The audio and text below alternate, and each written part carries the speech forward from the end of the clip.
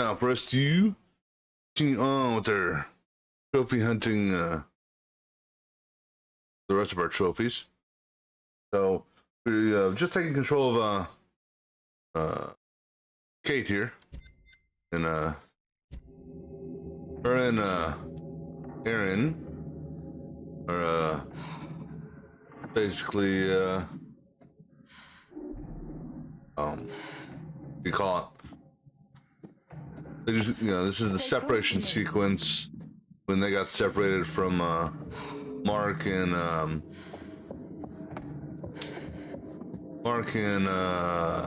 Jamie.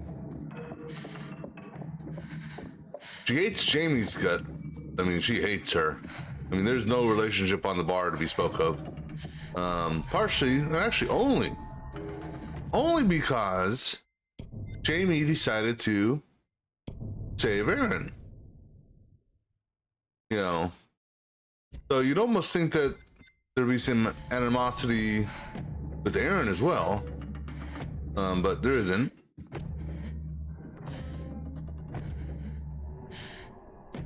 Come on, fix that so we can go through.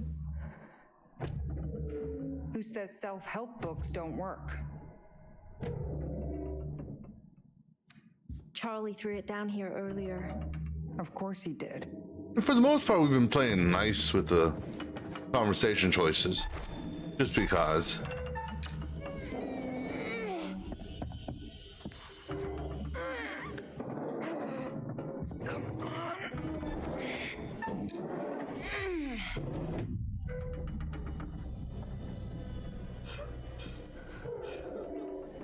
All right, so they're on their way to the Morello room. I don't think that's Jamie. Jamie's hiding right behind that mirror right there.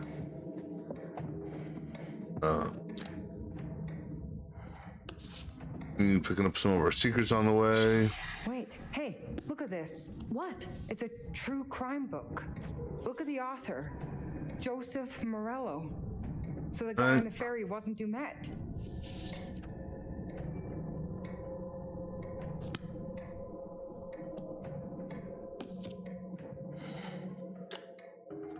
So we grab that. And here's doll. Bethany. Was that in the sign-in book? Yes, it was. It's coming from through here. And here. Please stop crying, Mommy. Isn't anything. So where's Daddy?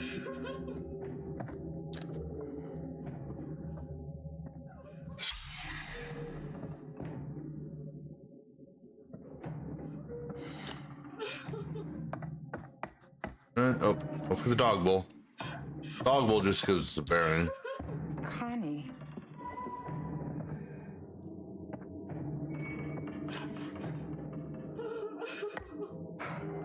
Focus.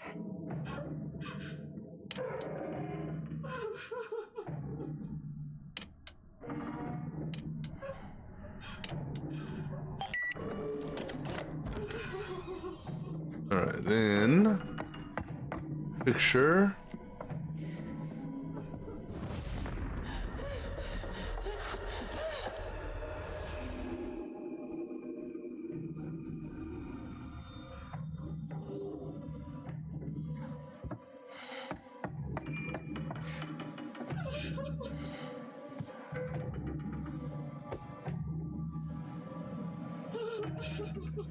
And knock the girl's head off. No! Oh my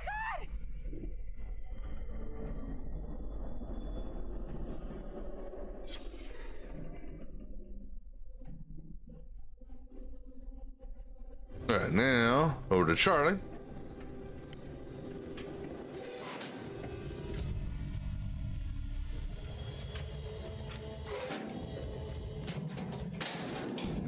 Charlie, we got a different fate for him.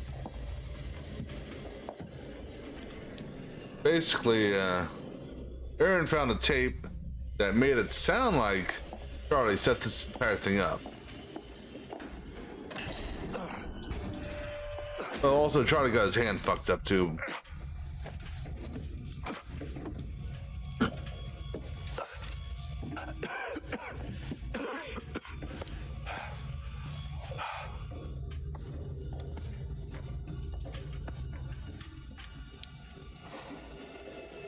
I still am surprised his damn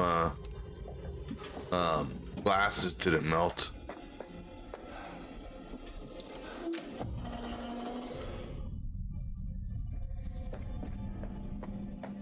We'll go through here, or not go through here, but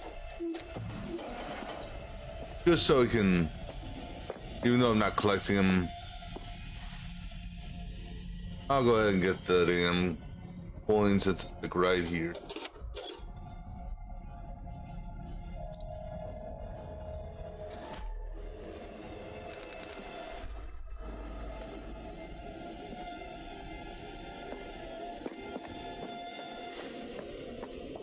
Come on.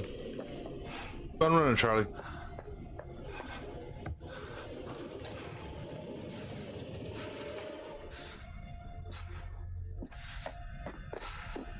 Alright.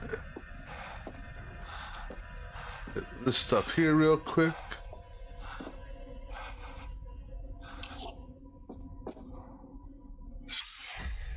Okay.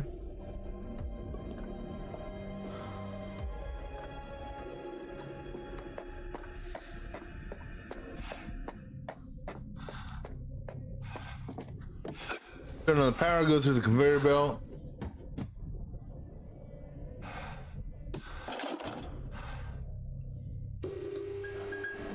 There we go. Please! Please! I'll do anything!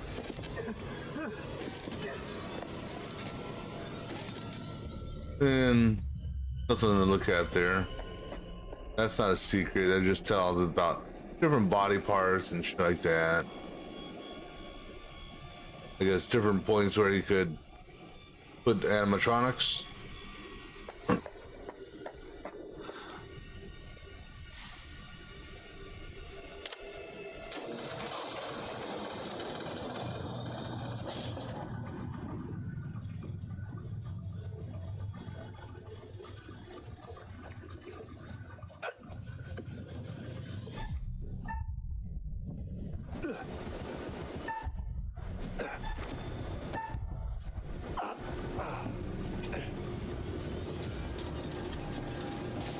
And we gotta make him hide.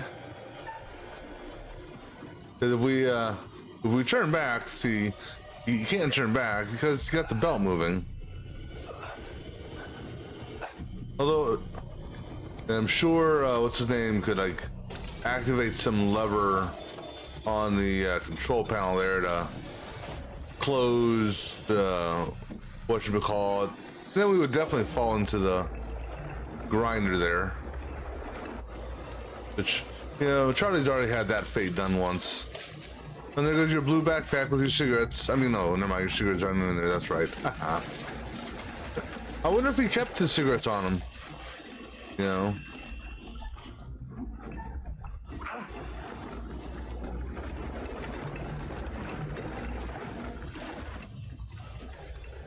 And here comes your scripts, Charlie. So you don't want to reach out and grab them?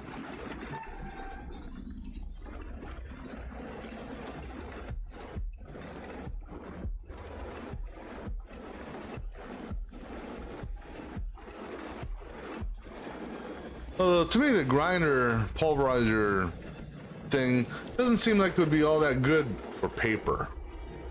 Seems like paper would be too, I don't know, too thin, too flimsy.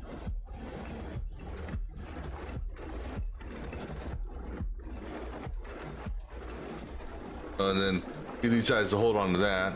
Probably he used you know, plant around his the hotel and drop like the other vacation photo we had, or who he wanted to make people think was the Met. All right, so then it's gonna cut away from him All right, so now in this next section here, we're gonna kind of. This next section we're gonna do twice, because once we're gonna take the very short route, go straight up to the map, and give the screwdriver to Kate there, and then It's me. Get in here. get Jamie smushed, so we get that trophy out of the way. God. And then I'm gonna go back and replay it, chapter select replay. What the hell is this? 'Cause I want to keep Jamie alive. Pleased to see you too, Kate. Glad you're alive. Listen, I found out some new information. What? That guy on the ferry, that was not Dumet. That was Joseph Morello. He's a true crime writer. I found one of his books. How's he wrapped up in this? I don't know. In one of the bedrooms, there was a body, a woman. She'd been decapitated. It was Joseph Morello's wife. I saw a photo of her. She was called Michelle. So we're not his first victims. Have you seen Mark? Not in person, but I spotted him on one of these monitors. Thank God. I was worried sick about him. But I also saw Dumet running around.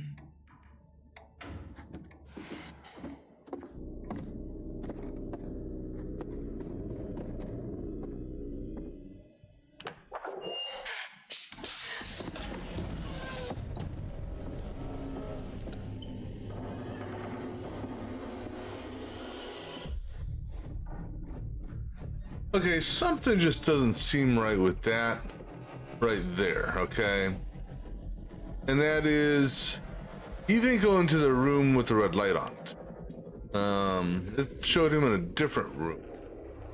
Because to the right of the doorway in the red room would have been something covered, and then the camera. Oh no, actually, he takes the camera. A mixer big enough for countless mics. He's watching everything. It's more than that.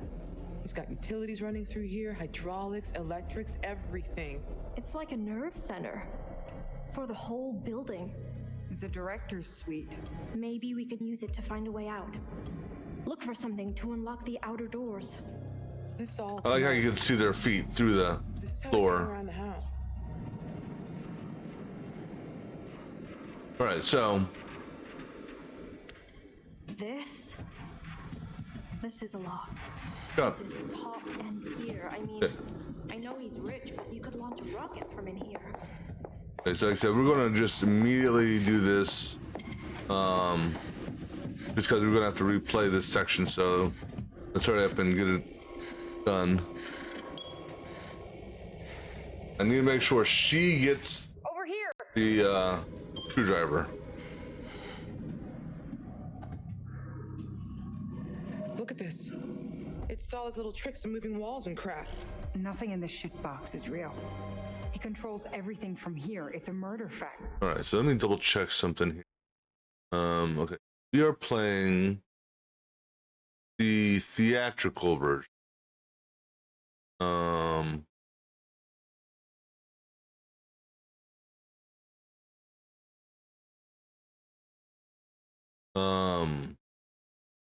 Trophy that we're trying to get here is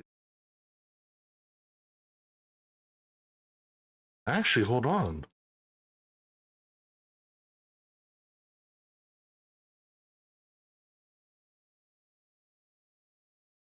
No.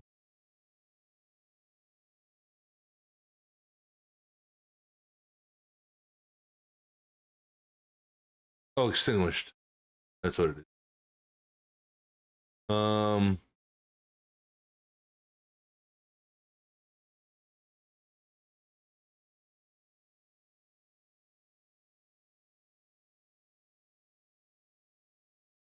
All right.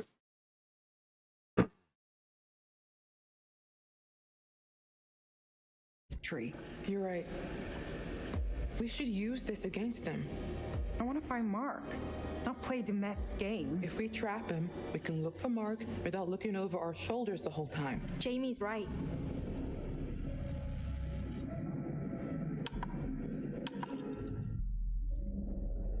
Okay, look. He's in here, right? So we get him to go down this hall, and we trap him between these two moving walls. There's no other way out of there. He'd be stuck. So, how do we get him to go down that hall? One of us is going to have To be bait. No, no way. It's too risky, Jamie. So is letting him run free. I'd say that's more dangerous. Come on. No, And let me do a quick here. So we're still on Kate. no, no way. If something goes wrong, one of us will be dead. Yeah, I'm not super into doing it, but I am done being scared of what's around every corner. There's no second chances here. Who's gonna do it? It's my plan. I'll be the bait. Jamie, no. Let's find another way. You don't have to do this. One of us has to. If you're sure, just... If it looks like it's going south, get the hell out of there. No argument here. Okay, so now I need to make sure, from her perspective, I need that. We might need the screwdriver. It's the closest thing we have to a weapon. Here, take it. If All the right. guy comes for you, fuck his shit up. Okay. So Please come again, back. That's my plan.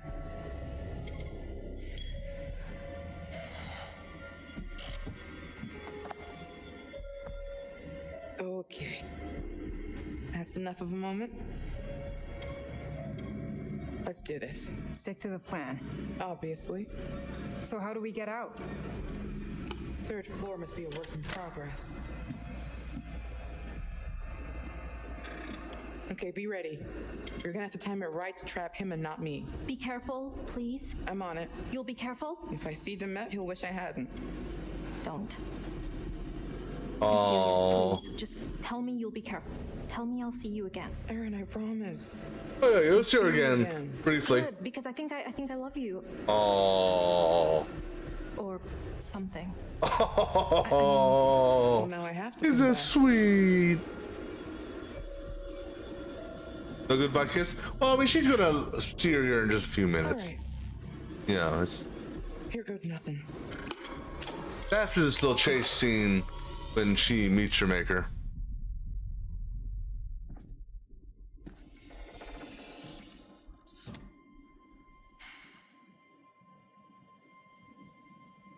Okay, so we're just gonna do this until the trophy pops, and then again, like I said, we're gonna main menu it Head down and then the go hall. back down, Keep to the right.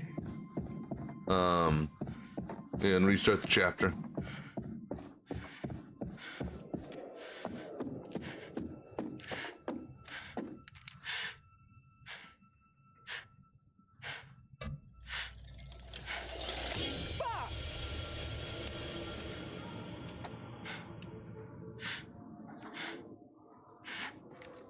You really need to shimmy through that? That's not that thick. Or thin.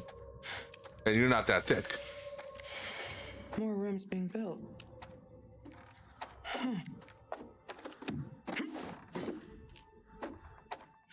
Not gonna bother with that.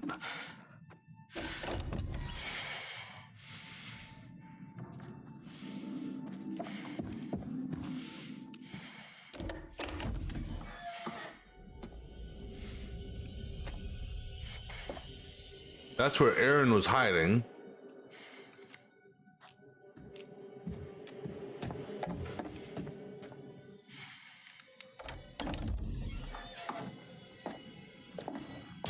Shit! Game on, bitch. Game on, bitch!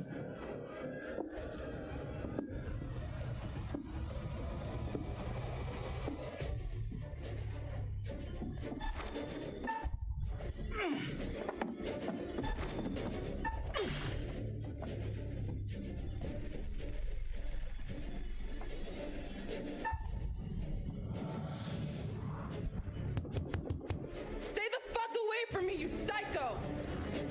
He's like, okay.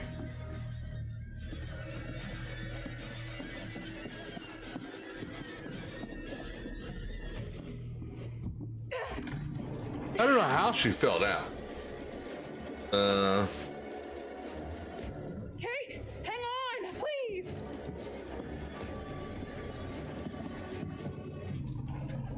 Now, where did he magically come from?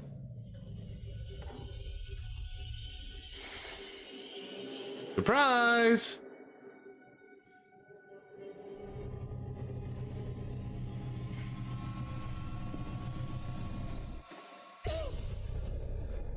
Yeah, it's like, I don't remember seeing that on the blueprint.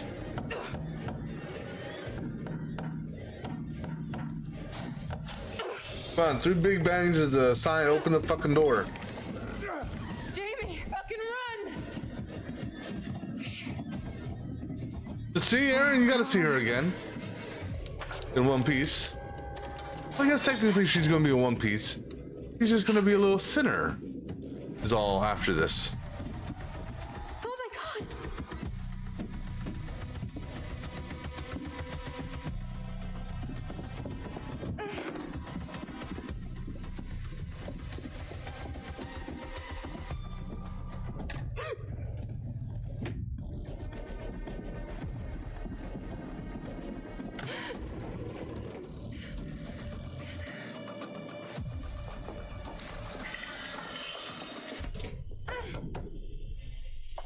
I mean, does he have like a little PDA on him? Okay, close this, open this, close this.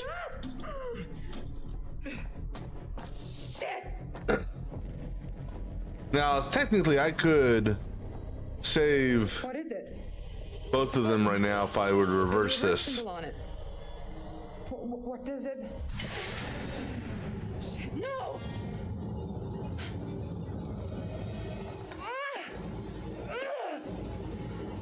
It almost looks like she's stabbing it right where her hand is. Move! Move! Yeah, like your elbow's gonna do anything.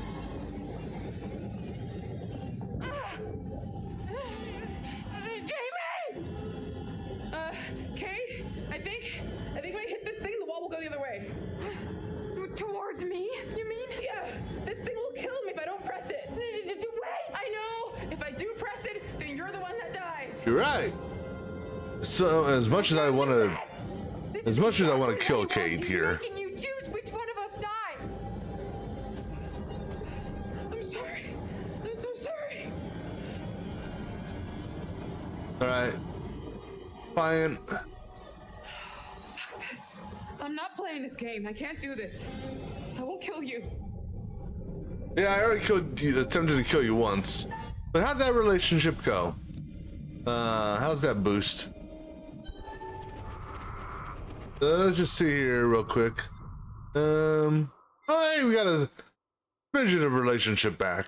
Not quite to where we were when we started the game, but enough, you know, that it's not completely zero. Jamie? I'm not doing it. Tell I'm Erin not I playing love this her. game. Look out for Erin. For me. Promise? I promise. Okay, but like I said, as soon as the trophy pops, we'll go ahead and Jamie! main menu it. Thank you. Thank you. Survive, Kate.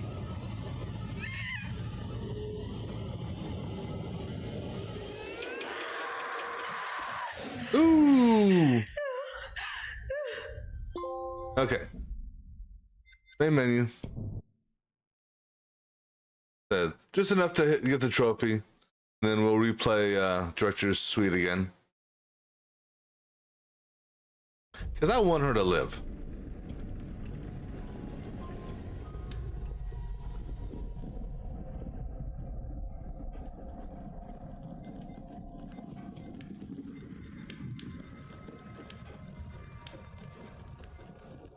All right.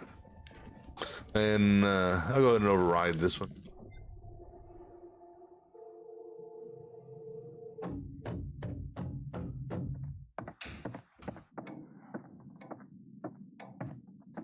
Shit!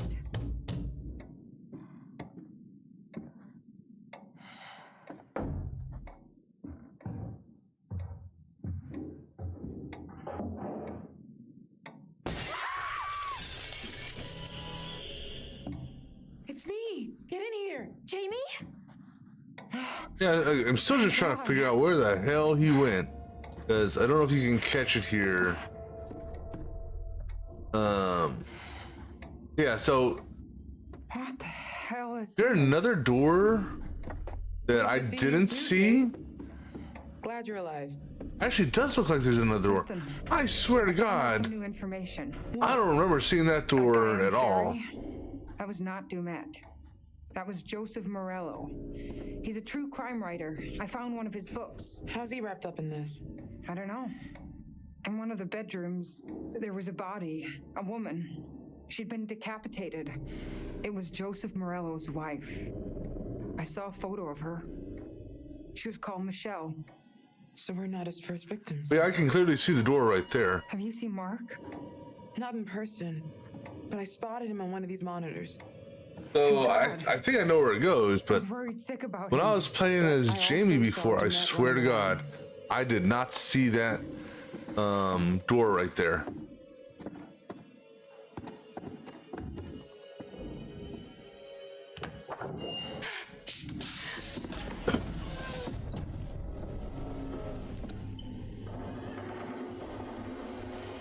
But I know where he went. He went into the main hallway.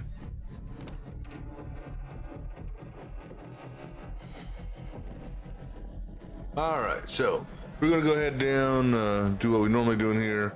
Go all the way down the very bottom.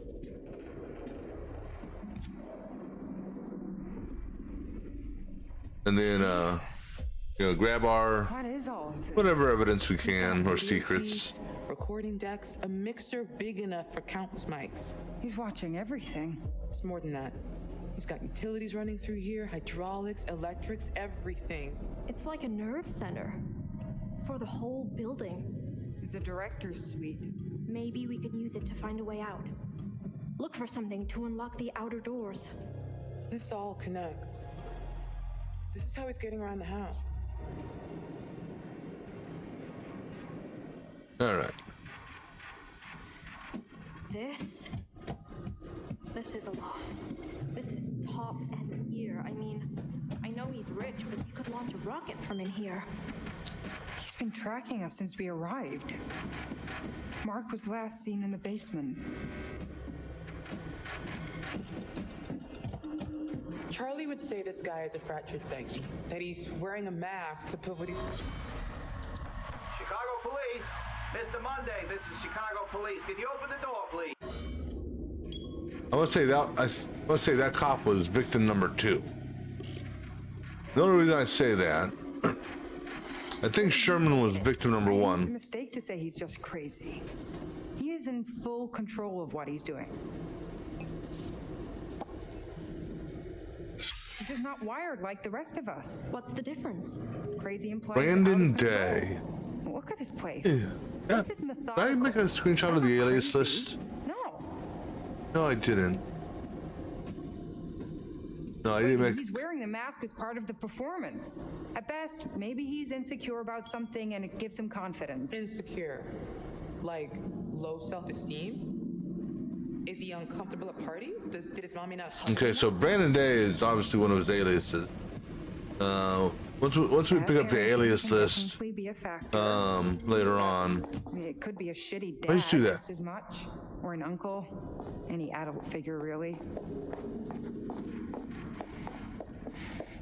Have you read any of our research? I just set up the lights.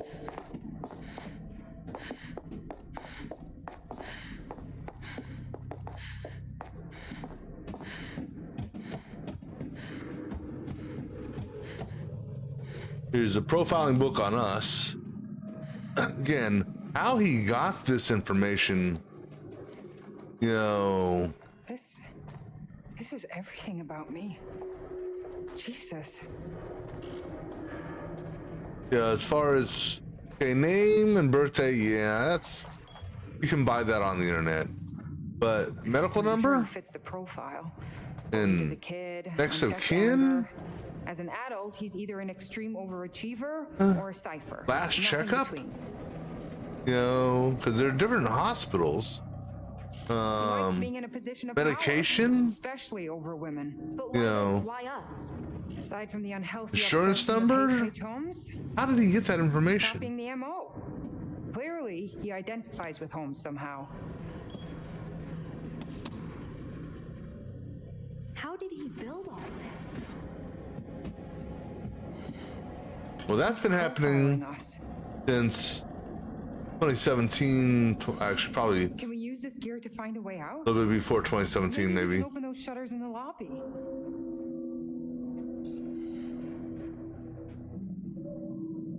Right. So this here, Collins. This is who. When it's just you and when it's Kate and Mark being the survivors, but they get caught in the lighthouse. He's given the choice to make the call, and he makes the call. This is who he calls. He speaks with June Collins. Now, one thing it doesn't mention here.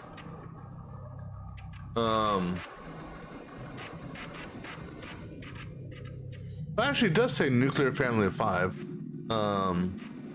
So husband, wife, and 3 children. We're not the first. And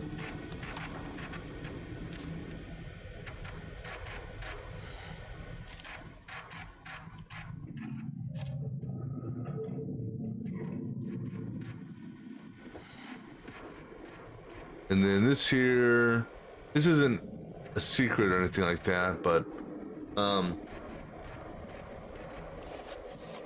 you know, there's at least one child. Okay, this is where I was talking about the deaths. So, when we see them, see some of the bodies and or the mannequins, like I believe like the mannequin we find as Mark in the swimming pool is that of Lewis Lee, his fish body out of pool. Harrison Lee, death via asphyxiation. So not sure where he died. Cecil Hall, death from blood loss after impalement on sundial. Body disposed of. So obviously we don't see him. Kurt Hall, multiple gunshot wounds. Thomas Hall, single gunshot wound. So what that tells me,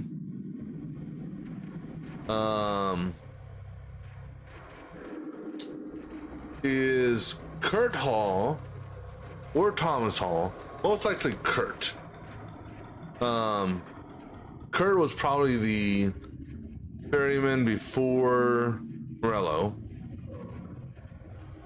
and Thomas was probably taken captive-ish.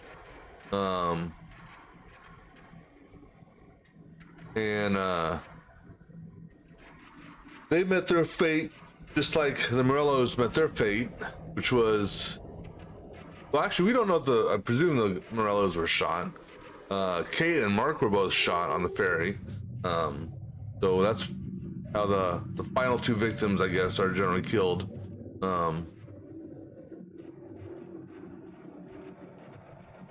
Yeah, I'm not sure where. Actually, Harrison Lee, he's the one in the that one bathtub vat in the sawmill looking, or the cure room place, because whoever you're in control of makes a mention, oh, it's Harrison Lee. So Lewis Lee is presumably hanging up somewhere. Cecil Hall, I guess she had to get thrown away or purged. I guess because she lost too much blood to be useful.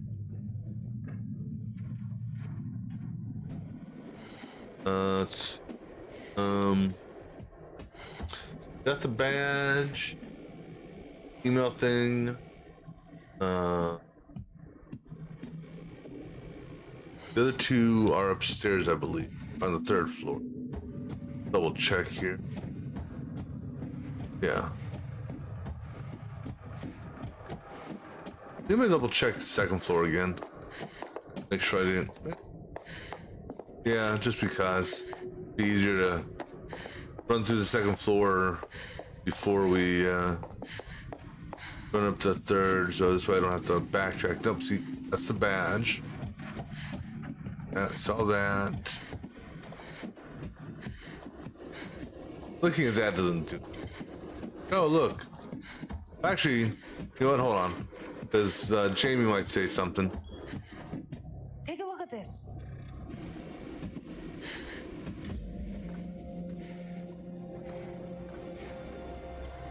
What is that?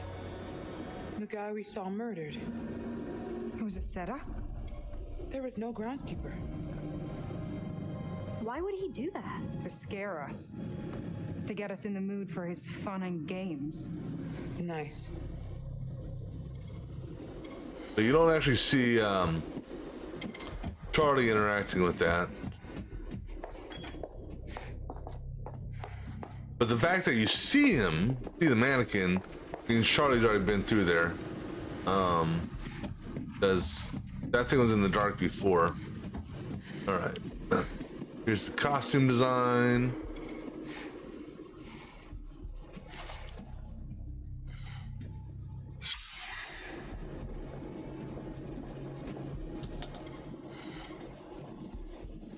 And then here's a tape recording. What is this? Hi, Mr. Monday. This is Lucinda Price from Twilight Prairie Care Home.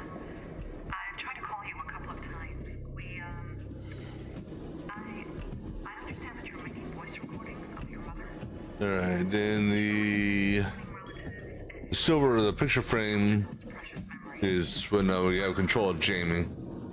We've had complaints from some of the other And there's nothing else here. All right.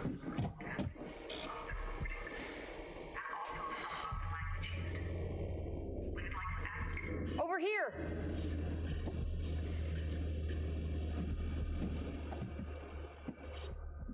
Look at this.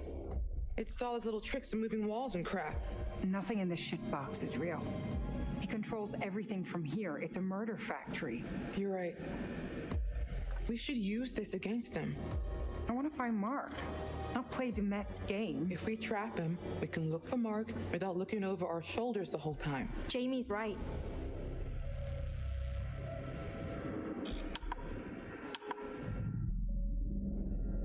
Okay, look. He's in here, right? So we get him to go down this hall, and we trap him between these two moving walls. There's no other way out of there. He'd be stuck. So, how do we get him to go down that hall? One of us is going to have To be bait.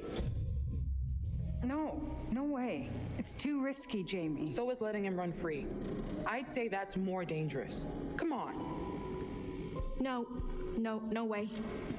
If something goes wrong, one of us will be dead. Yeah, I'm not super into doing it, but I am done being scared of what's around every corner. There's no second chances here. Who's gonna do it? It's my plan. All right. I'll be the Now we make sure she keeps the Let's find screwdriver. another way. You don't have to do this. One of us has to.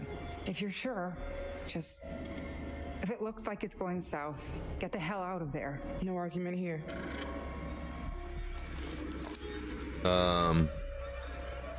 Confident. You could use that as a weapon if need be. I'm gonna hang on to it. I'm more likely to need it.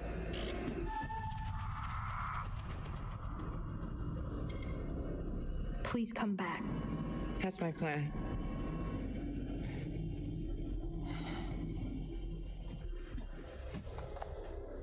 Oh, huggy now. That's enough of a moment. Don't worry, Jamie's gonna survive this. Let's do All this. the women are gonna Stick to the survive, plan. even though So Kate. how do we get out? Third floor must be a work in progress. Okay, be ready. You're gonna have to time it right to trap him and not me. Be careful, please. I'm on it. You'll be careful? If I see Demet, he'll wish I hadn't. Don't. Be serious, please. Just tell me you'll be careful. Tell me I'll see you again. Erin, I promise. You'll see me again. Good, because I think I love you. Or something. I mean, Awkward. Well, now I have to come back. Good thing Aaron didn't see that phone. Now, whether or not that phone that had the text message on it was legit or not, And what I mean is whether or not Jamie truly was doing that, or if that was something that Demet set up and made up himself. All right, file path, wood room. Right. Right. So there's a picture. Flashlight on.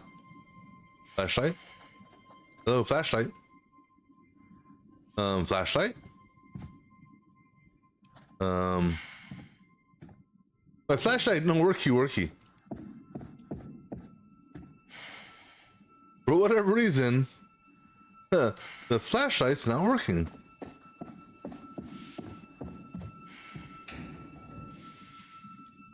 Okay, I guess we're Head down the hall. Keep to the right. doing this in the dark. I don't know if this is bugged or not. I mean, we don't technically need the flashlight. Was this on the map?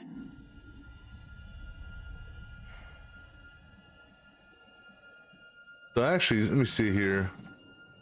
The numbers are on the...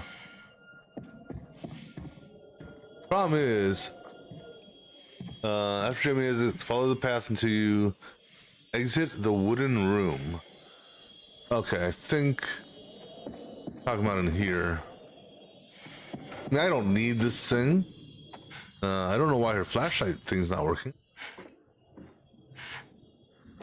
But... You could argue that this is the wooden room.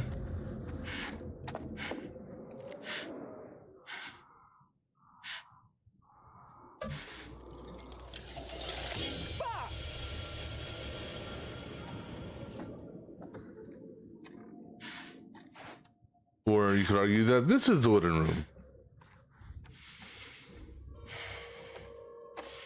More rooms being built. We can look through this, and what I think what it's going to show is, yeah, him going out that door or coming in that door, and he walked to the left.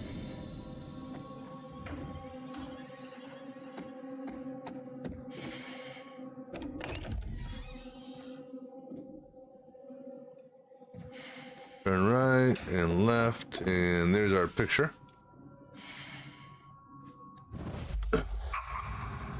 So that's what happens to Mark if he decides not to make the call. If he and Kate are the only two people left alive, and he chooses the wrong thing, which I don't know. Do we get it yet? Let's see here. Annie. Back.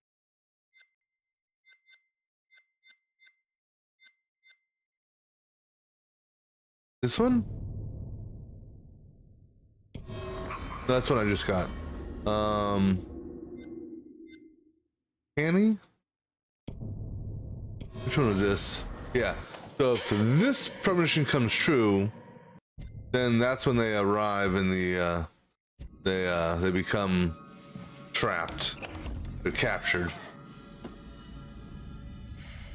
All right, so nothing in here to look at. Yeah, this is the office where Aaron hid, right here. And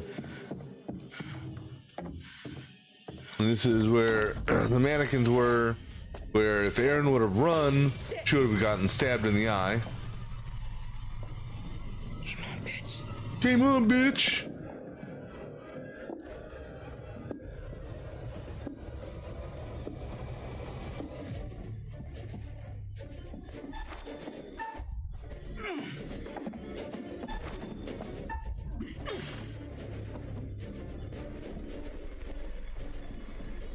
So actually, I wonder, do we know for a fact that his mother died of natural causes? Maybe his mother was the first victim. Or maybe the mother was the second victim, I don't know.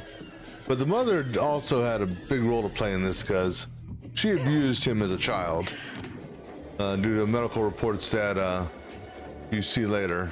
Kate, hang on, please. Yeah, I fucked up the first time when I was playing the Curator's Cut. because I could not get the timing of those doors. And so she got trapped inside the room with what's her name here. She used her screwdriver to like stab at the wall, and then I'm sorry. She got her hand. She put her hand on the wall and killed her dude here. Used the knife and like skewered her hand to the wall, and then she got stabbed in the back or something like that.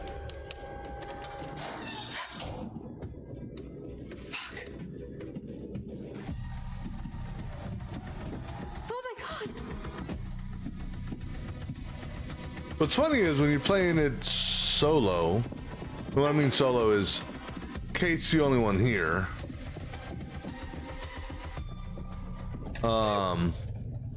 Or maybe it was Kate and Jamie.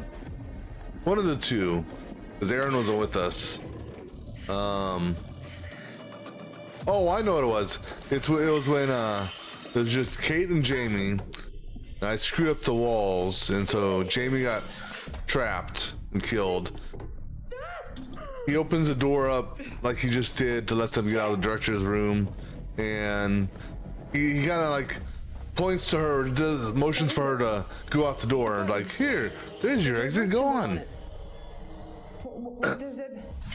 All right, so since she has the screwdriver, she's gonna do the same thing. She's gonna be defiant and let the wall crush her, except this time the screwdriver will save her life.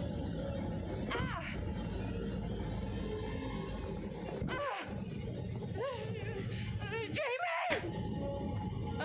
Kate, I think when I hit this thing, the wall will go the other way. Towards me, you mean? Yeah, this thing will kill me if I don't press it. Wait! I know! If I do press it, then you're the one that dies. And then your relationship would really go sour. Goddamn Dumet! This is exactly what he wants. He's making you choose which one of us dies. I'm sorry. I'm so sorry. So if we gave Kate the screwdriver and then we reversed it, I'm not playing this game. it would probably lower the relationship.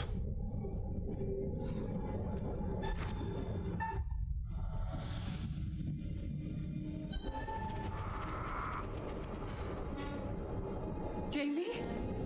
I'm not doing it. I'm not playing this game. Look out for Aaron. For me. Promise? I promise. Oh, fuck. Jamie! Thank you.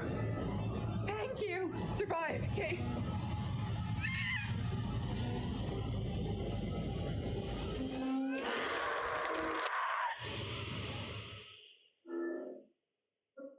Then the curator comes in right before you see the kill.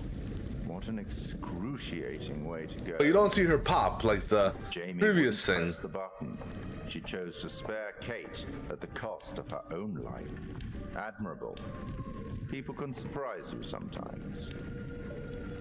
Meanwhile, Charlie has proved himself capable, surviving the furnace and every other obstacle. Who would have thought it?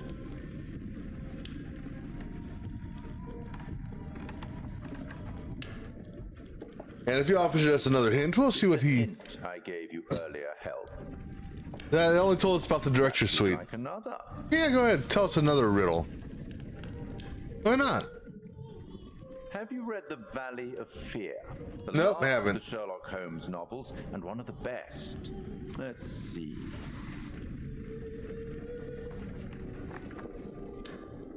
The temptation to form premature theories upon insufficient data is the bane of our profession.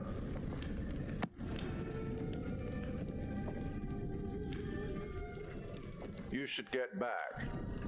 I hope these chats are helpful. I certainly So wouldn't that want could be them to be used in one of two ways, I intimidating. think. I'll be watching your progress, as always, watching very closely. I think that hint, if you want to call it that,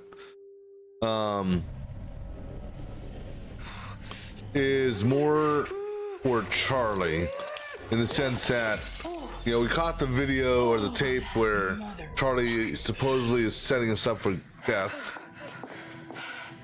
but it was all a fake. Or it's setting us up that I owe you. we were thinking this is Agent Monday somehow, and it's actually not. And Agent Monday truly did get killed, and this is maybe the person that killed Agent Monday.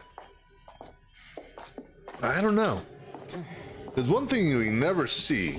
Aaron, Maybe What happened to you guys? no Agent. They didn't have That's all that twins. matters. There he is! Ah! Yeah. Because we saw the birth thing. For Agent Monday. You know, when he was birth announcement. And it only listed one child. So I'm not sure if I'm pretty sure it's him. I don't think it's a father or anything like that. All right, so that's just showing that he made it out alive, but we got to do this first. We have to go to the maze, but we have to go through all this shit here on the rooftop crap. So the big thing on this here for the rooftop is after the first hide sequence with Kate, we have to run and not hide, just to 100% make sure that we don't have or to make sure we have our amethyst rock thingy, because if you No, I can't leave you. if you hide a second time, it's going to prompt you to use your rock as a weapon. And even if you intentionally miss, I want to say it still like throws the rock away. And so we want to run. So we'll hide here first. We'll pass all the tests. And there's a lot of them for this here. breathe in. 2, 3, 4. Now, the way maybe we wouldn't throw this is if I didn't equip it right now to help with this QTE, because it actually does help.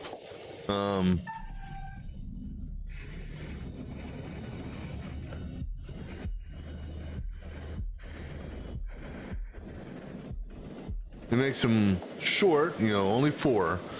You do have a lot of them to go through, because I want to say after each stabbing you have to do another one. But you would still have to do that either way.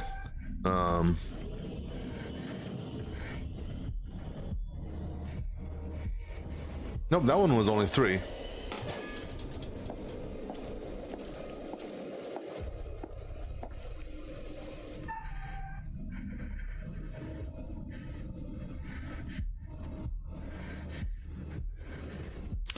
Trying to remember, I think there was one of these anthology games that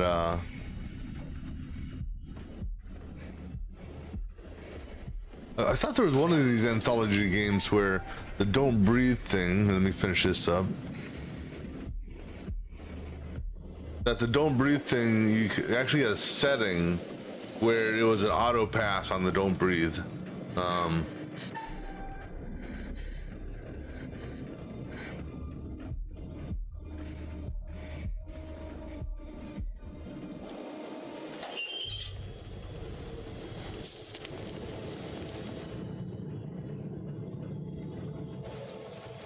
All right, so now, given the opportunity, we are going to run.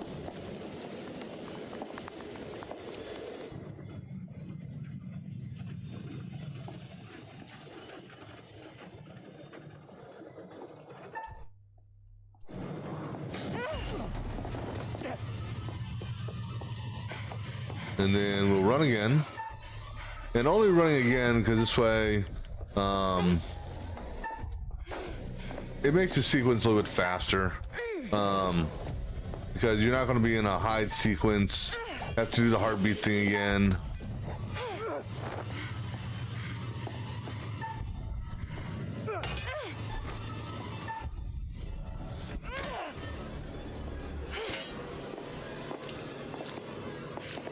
And then all of a sudden Jamie's gonna she's gonna have, or he's gonna have Jamie, or he's gonna have Jamie. Hands off me! I'll save her.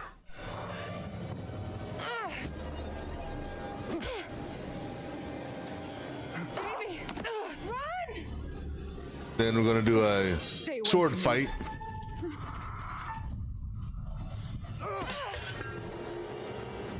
You disarmed him.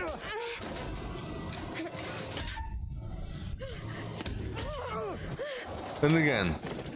Okay, so you look at him. Well, now see, now there you see his hand on his chest. This is weird, okay? But there you see his hand under his chest or under his back, and his neck is looking one way, his feet are going another way. So, you know, I guess they forgot to tell him in between cuts which way his body was supposed to be. You'd haunt me. Let's see, how did that affect their relationship? Hey, look at that. They're positive again.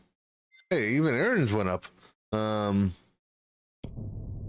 Kate told Aaron to get down off the rooftop. Oh, okay. And then charge. So Jamie, see, I still don't think that she should have kind of double ding on choosing to save Aaron. I don't know if that's a bug or not, but that's a double whammy. You're not wrong.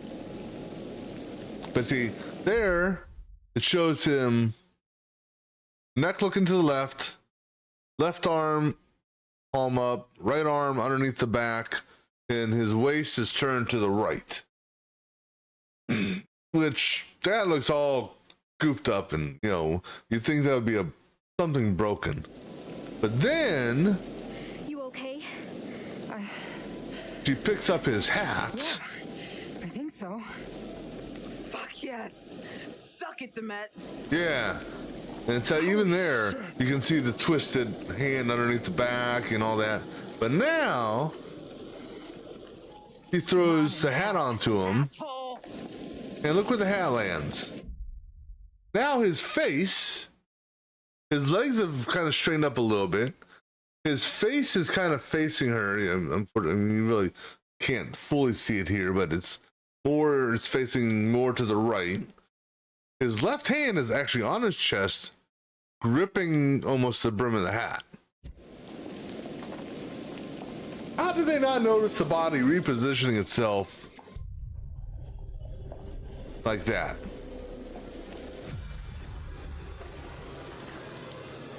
Just saying. All right, we are in charge of, who are we running with? Okay, so we're in charge of Aaron. Okay. Not like it matters. We just have to go through another don't breathe sequence. Or stay calm sequence. Although I'm not sure what would happen if she got captured here. Or if she didn't. And quite honestly, don't really want to find out. Because I don't know how much I'd have to replay of this area. Probably the entire upper chase sequence.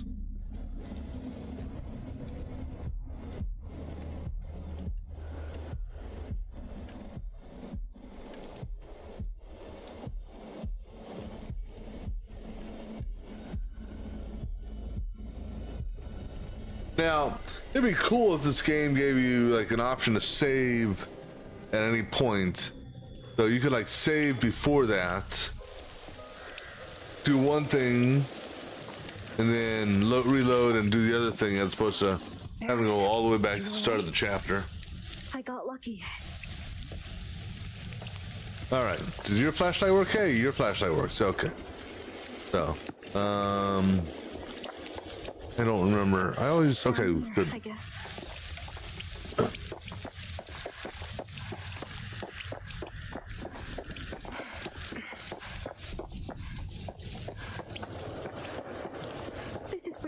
out? I think this is. Oh, wait, is it? Yeah, this is the right way. Or is it? Oh, close. Right here.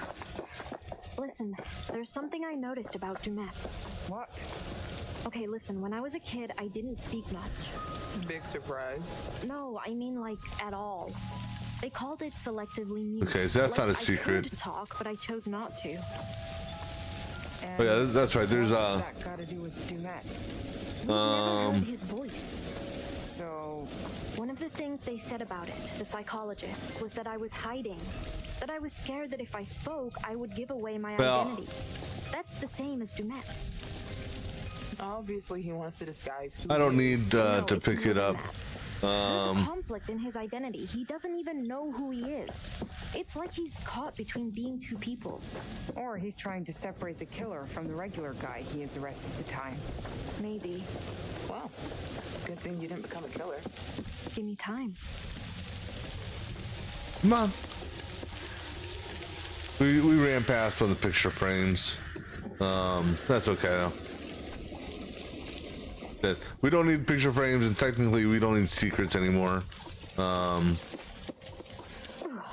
Because we have them all. Why did she get an up arrow from Kate? Oh, it just now showed up? Okay. Actually, you got a good thing. Mark tried to help Aaron. Oh, not Mark, excuse me. Charlie. You actually got a boost from Charlie. Charlie would have a word, complimented, apologized. Oh, okay. Excuse me.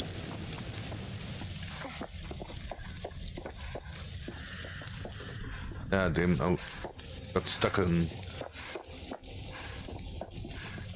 this way.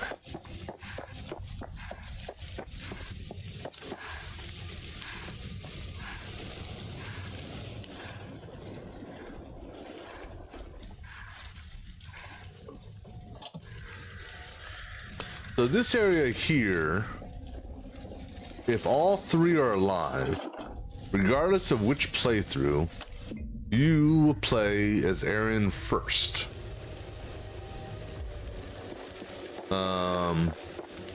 Now I'm not sure if Aaron's dead and you have Kate and Jamie.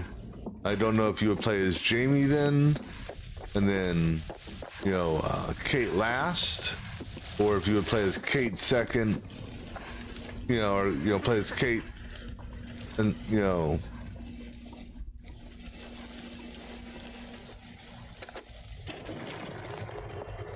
because technically I think, I could be wrong, but I believe Kate could have died on the roof.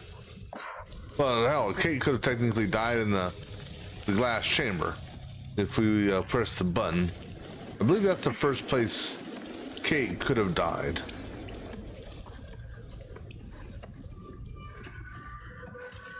For Aaron, she could have died initially in the blackout room if she would have attacked. She could have died a second time if she would have run instead of hiding. In the when whatchamacallit, when Jamie comes over to the microphone speaker thingy and tells her to hide. Grab that just because it's here.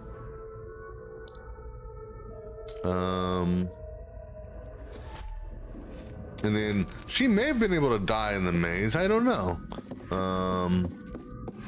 If we failed that QTE, I don't know what would have happened, or that stay calm event. She may have gotten gutted there.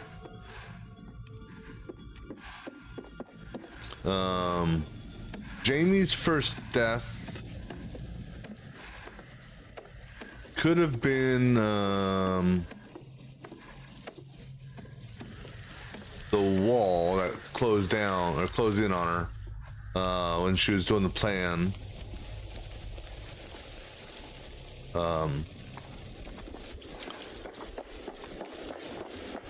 don't remember if the sundial is a secret or not, but that's what killed Cecil. He somehow landed on that. From where, I don't know, because you don't know where the sundial was originally located. That's Cecil's husband, Kurt.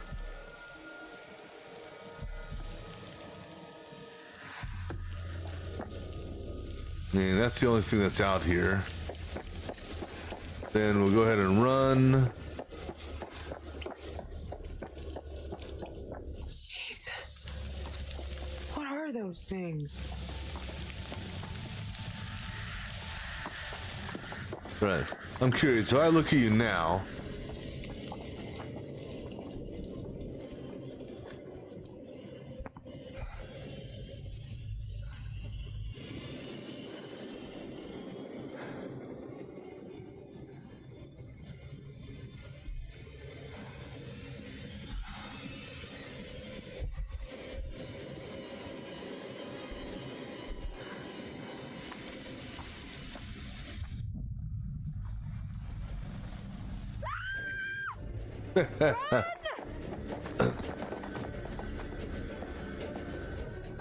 I just want to know where she's hiding her microphone setup. Excuse me. While she's Go! you know, normally. I get Kate, she's putting the rock in her pocket somewhere or somewhere. And we know, and actually where's we're just gonna run just to save time. Kate, go! The door! We know that Jamie, she's got her screwdriver holster, so that makes sense. Not sure where she's hiding her multimeter at. I'm afraid to ask. Mark, his stuff makes sense. He's got the camera on the sling thingamabobber and the whole pipe or the monopod thing hanging there. His stuff makes sense. No. No, please. Please, please don't!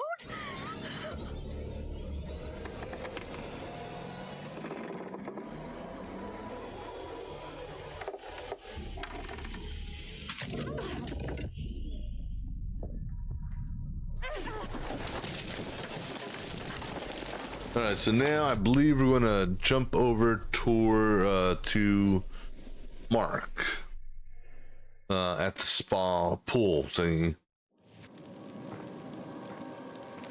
All right, so this is the other place theoretically that I may have missed a picture, and it's at that light there. I was watching a video, so that's where we're gonna try taking a picture of. See if it's over there. Oh, wait. There it is. Yay! All right. Oddly enough, I got a picture over here. It turned green, I think. Or maybe I thought I took it because it wasn't turning green. I don't know. All right. So we're gonna hold here for a moment, and I'm gonna grab me a fresh drink, and then we'll press on here in just a couple minutes. So be right back.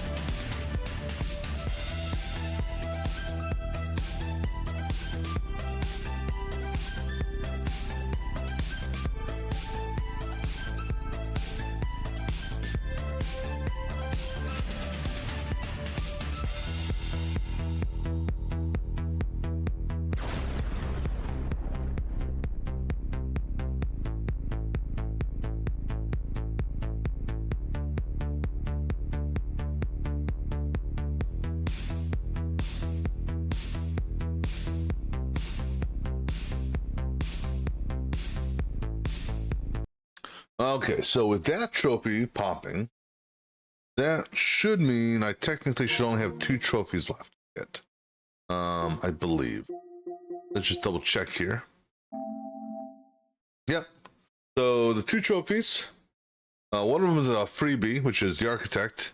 That will happen after I get this one here, which is the guilty trophy, which will happen at the lighthouse. All right. And now that we have the whatchamacallit trophy, crime scene trophy, we don't have to take any more pictures. Jesus.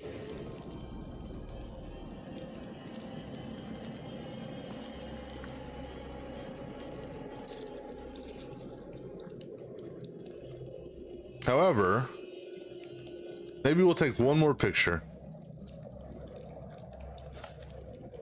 if given the opportunity, and that will be, I mean, if we can. I don't know if we can or not. And that would be of the after we tie Charlie up. I don't know if we can take a picture of him tied to the chair or whatever we're going to tie him to.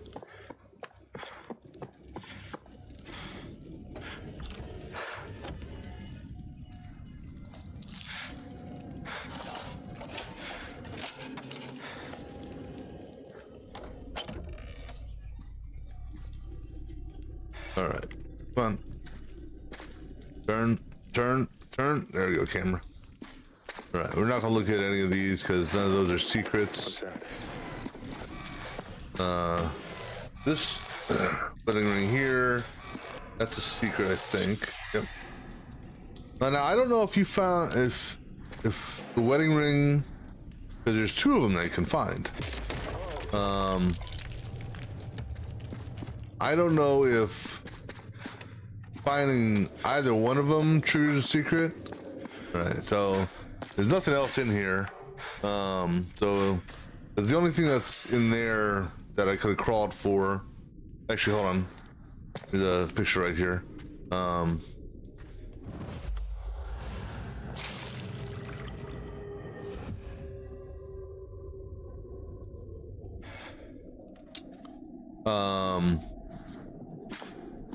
I don't know if so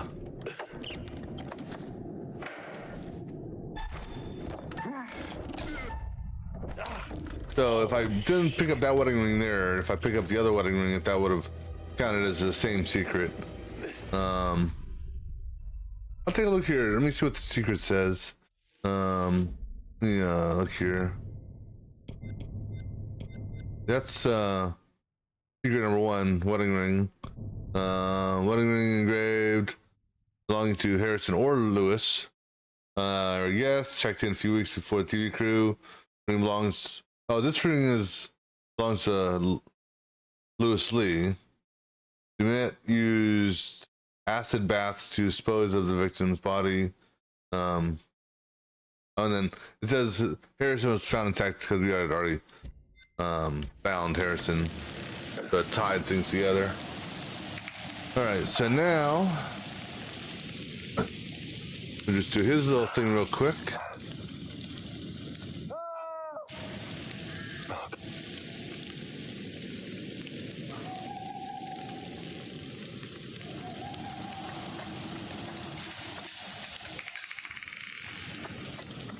Which actually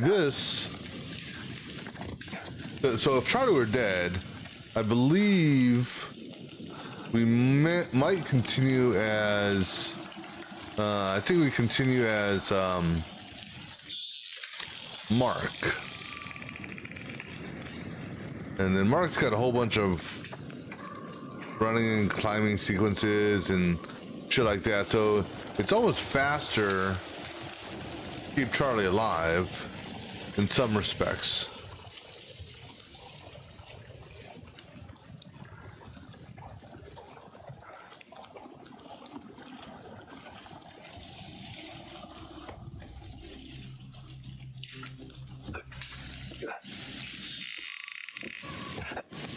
And then let's see here. This is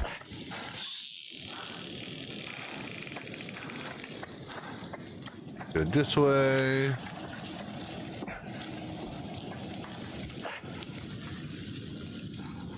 Go down, go down. We'll say hi to Connie as we duck underneath this tree here. Yep, there goes Connie. Hello?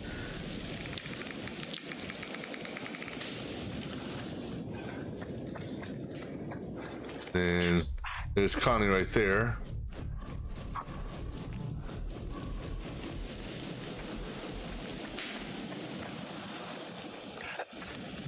Now, I don't think he throws anything at the dog here, but he said something and it's like,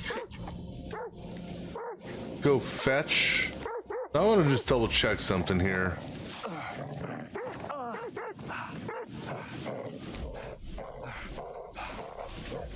Yeah, fucking fetch. No, I don't know what, he didn't throw anything. But I guarantee you, if he would have if he would have done something out of my control where he harmed the dog, well, he's gonna die anyhow. I presume he's gonna die.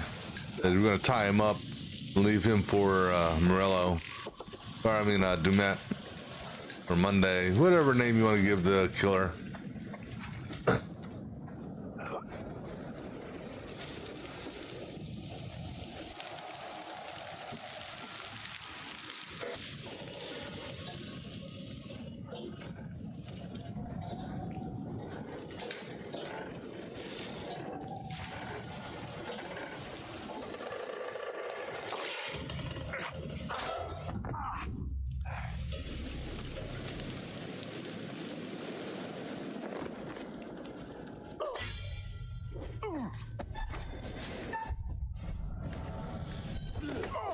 Get away from me! Charlie!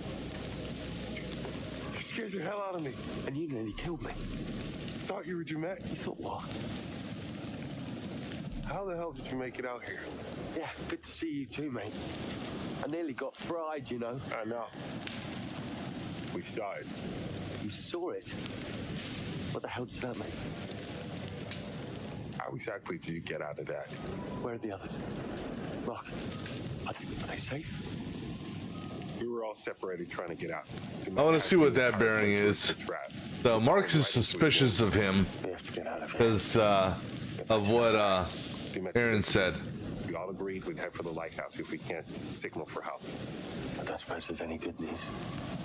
Actually, yeah, here's your lighter. I never thought I'd see this again. Let me see here. I want to see what that bearing is. All right, so let me just go through this. I don't know why there's I said there's new there. Dumet. On the ID card. Young Love. Good Arrivals.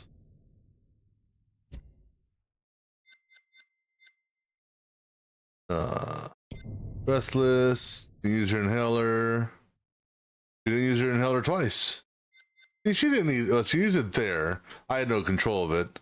Took the inhaler, but didn't use it.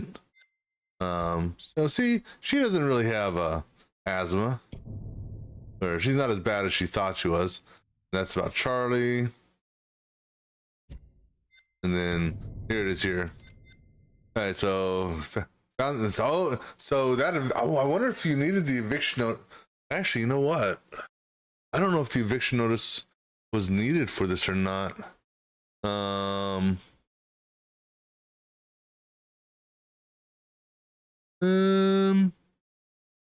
No, the only thing is Aaron had to have listened to the recording behind the curtain. And then we'll when we get a conversation piece with Mark later on, when all three of us are together, he'll say afraid, or I choose afraid, and then we'll tie him up.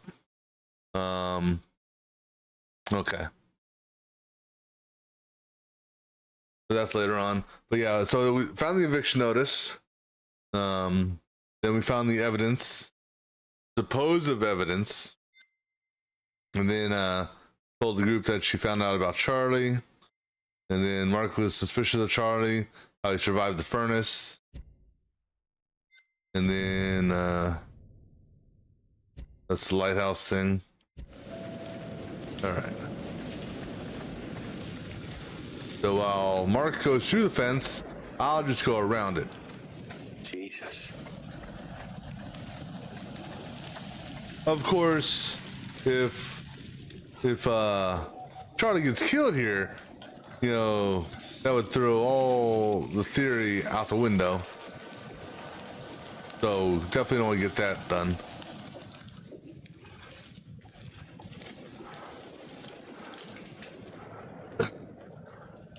Because I think the two tapes are evidence or secrets.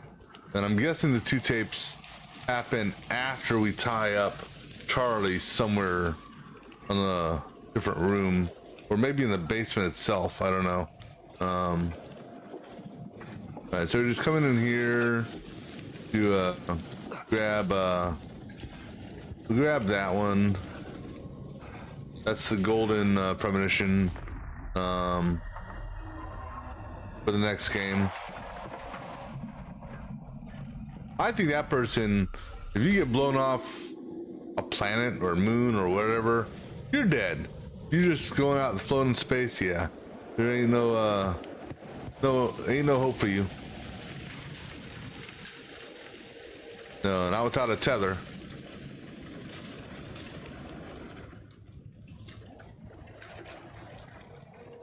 Okay, this is a medical report, I believe,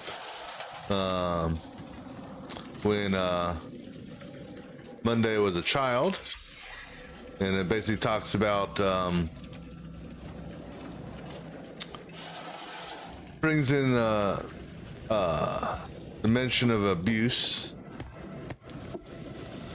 Nothing else over here, right? No.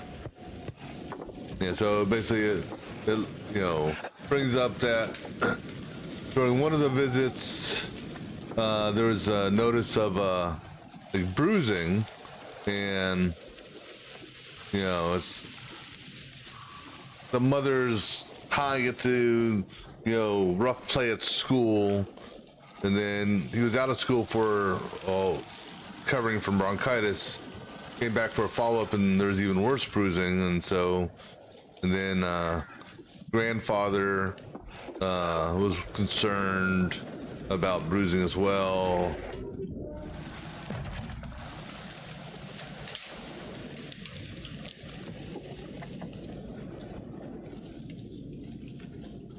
I want to get around to this side so I can move this. So definitely some home abuse that led to how he is. Yeah, I'm trying to think about, I don't know the full backstory on it, but Anthony Bates from Psycho, was there abuse in that as well? You know, is that why he turned out the way he did and made the mother doll thing? The shit out of me. You scared him off by panicking, most likely. I don't know.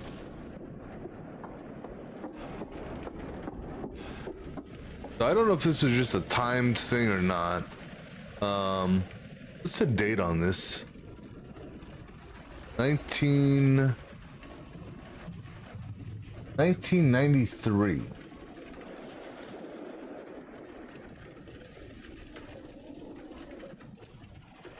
'93. Okay, so this was before, theoretically, before he started going crazy.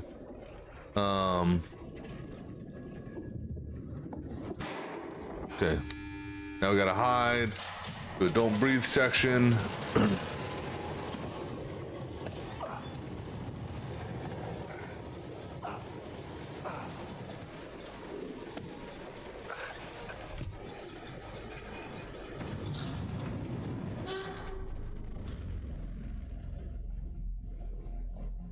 I'll say this though, if this is in between, you know, the girls and him, because you don't know exactly when this scene takes place with respects to what's going on with the girls.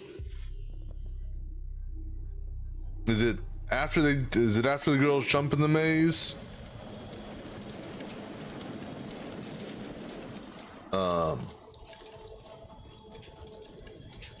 You know, after they jump in the maze, but before they go down the little secret passage thing? Is it after that? You know, after the girls fall down the cliffside? That's the one tough thing about trying to figure out this portion right here, time-wise.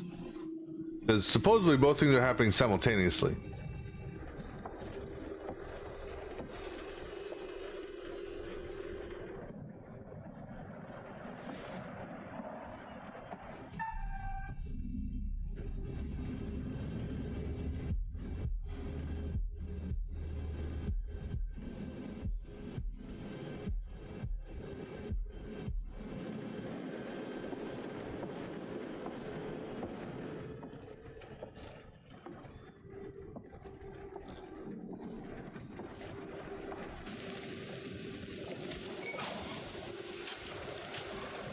Because then he leaves through the front door.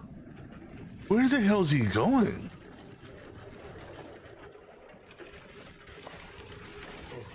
Because the elevator thingy doesn't work.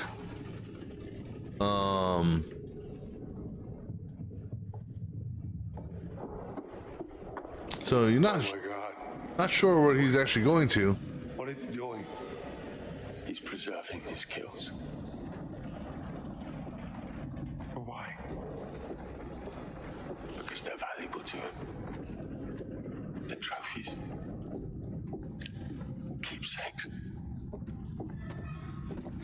And that Zippo is pretty damn bright. D-Matt sure seems to know a lot. Do you think maybe we're dealing with more than one person? What do you mean? Tending this place, the weird robots, the traps. Could it be just one man? It's one man. One very driven, very disturbed man. That's Harrison Lee.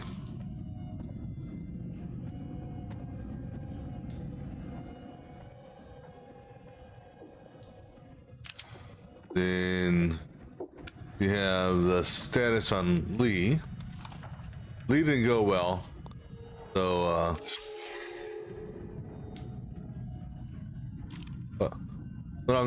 yeah. I'm sorry, this is Lee. His buddy, what do you call it? Lewis, he had to get disposed of. Apparently Lewis was a lightweight. Then you got, still trying to fully understand what is going on here. I guess you can't reposition body parts after you're dead until a certain process is done. But my understanding, and I could be wrong because I'm not a mortician, but my understanding is rigor mortis is just a temporary thing, and that after a certain period of time, rigor mortis will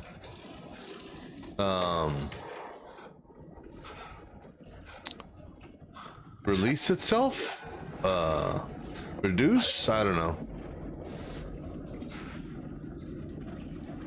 I'm gonna come back here just because it's right here.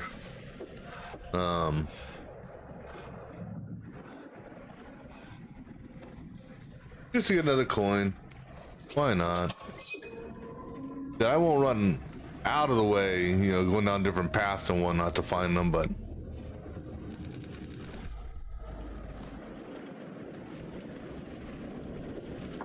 I know we missed a couple coins in whatchamacallit. So I don't know if we would have found this ring, Harrison and Lewis. if, and not the other ring, if it would have still triggered that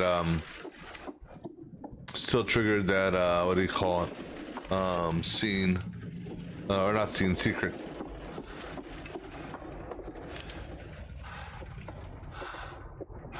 Just glad whatever chemical he's using to mummify them, essentially, sort of, preserve them, is inflammable.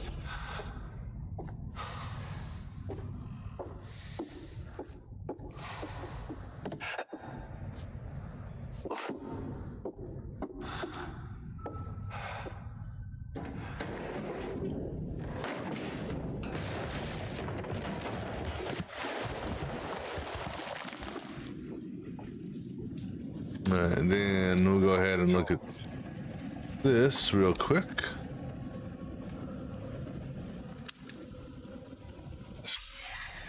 All units, this is dispatch. Be on the lookout for a male suspect believed to be So the shoeshine killer, I just want to play this here real quick. He may be armed. Oh, this is Dispatch, this is Officer Martinez. it doesn't actually say how many kills he had as a shoeshine killer. We know one technically, which was the cop, from a previous newspaper article or something like that, or something. So we know the cop was one,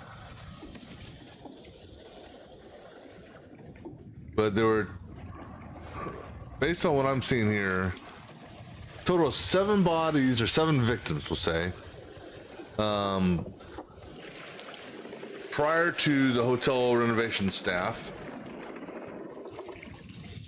Because the renovation staff was 7, 8, 9, 10, and 11. And then he had to have gotten some point before the hotel truly opened up. He had to have gotten 3 more kills, or 3 or 8 in one group, just to balance it out. Because after that, he started doing groups of 5. Why groups of 5? I don't know.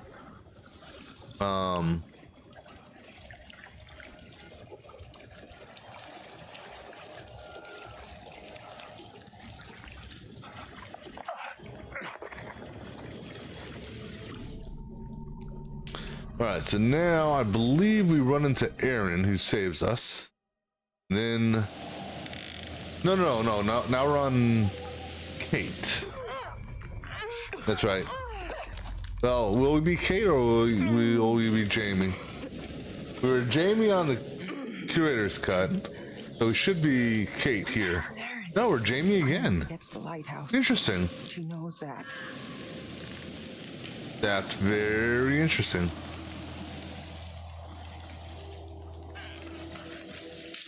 Huh. Because normally, yeah, that's... I'm worried about Erin. She's tougher than you give her credit for. What if she's hurt? If we go off book, we're just going to make things worse.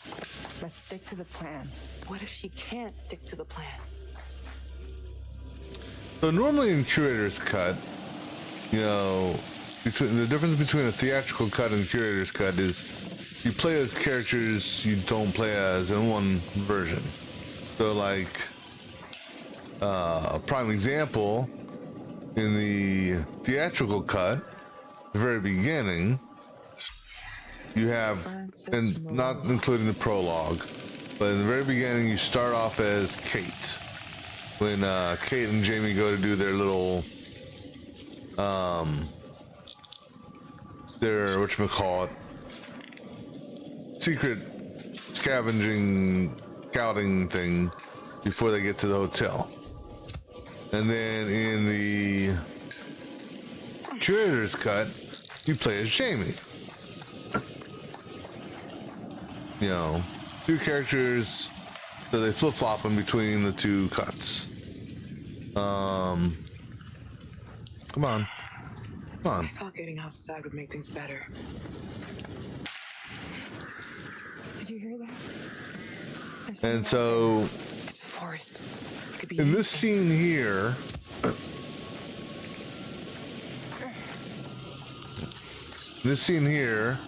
provided Jamie's alive, you play, and maybe that's the reason why, is because either one could technically be dead, during this scene, so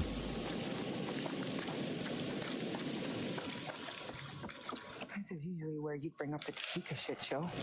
Give up Charlie's left nut to be in Topeka right about you know, now. we're gonna fail this QT. I just want to see what happens. She's not gonna die. But I want to see what happens when I fail it. No, I won't. Nah. You probably lose a screwdriver, and I want her to keep her screwdriver.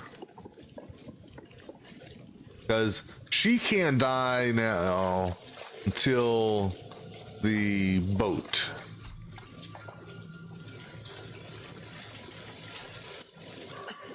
Got it. Well, no, I can't say that. She might be able to die with the dog scene. I don't think so, though.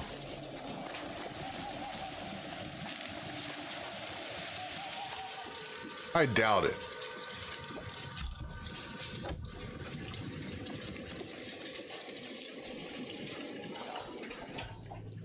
Because if you have more than 2 people alive,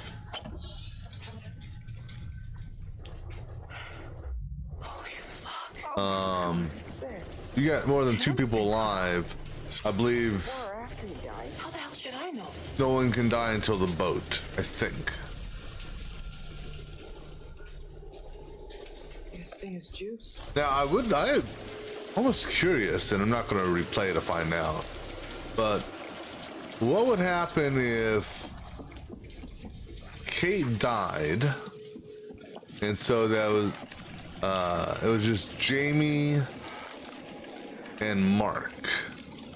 Yeah, if everyone else died, but Jamie survived the wall crusher, or the glass crusher thing, and it was just Mark. Is it possible for that same premonition to happen that you see in this? Because, oh no, not crushed, excuse me. What was it called? Uncanny. Because here you see that's Kate spinning them. But I wonder if Kate's dead and it's only Jamie and Mark left. If that premonition is still possible. Again, not going to try it because not all that worried about it. You don't get a trophy for it, so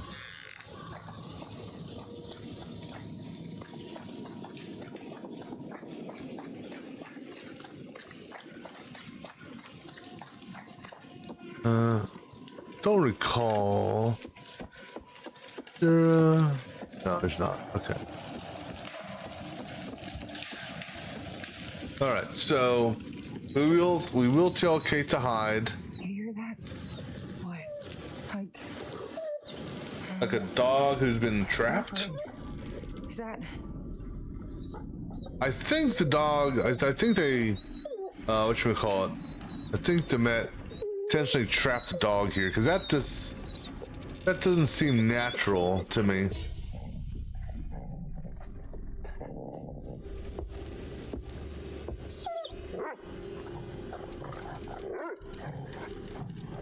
Hide.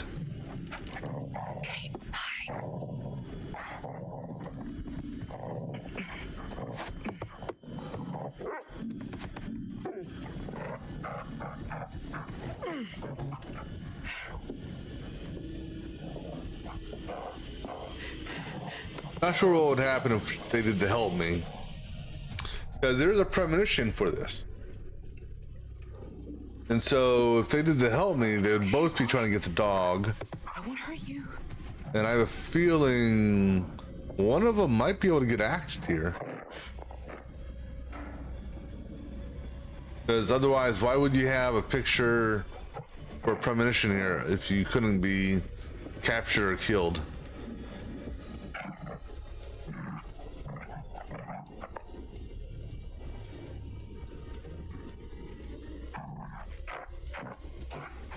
No, no, no. Again, no hurting the puppy.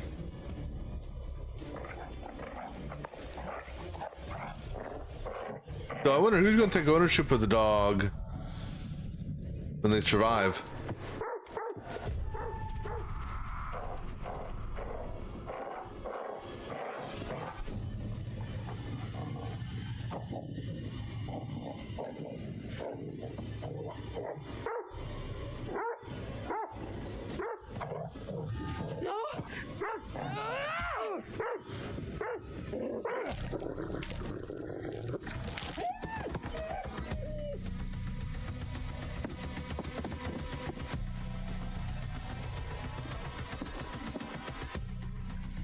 Get off the path! Hide!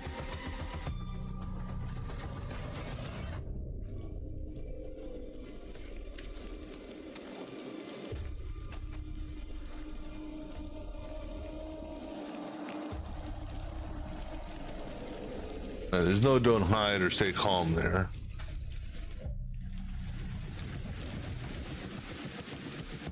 All right, so again, you got to remember, we have to choose the afraid dialogue option on the next scene, because this is when we're going to jump back to Mark, Charlie, meeting up with Aaron, and we should play as Mark. Okay, good.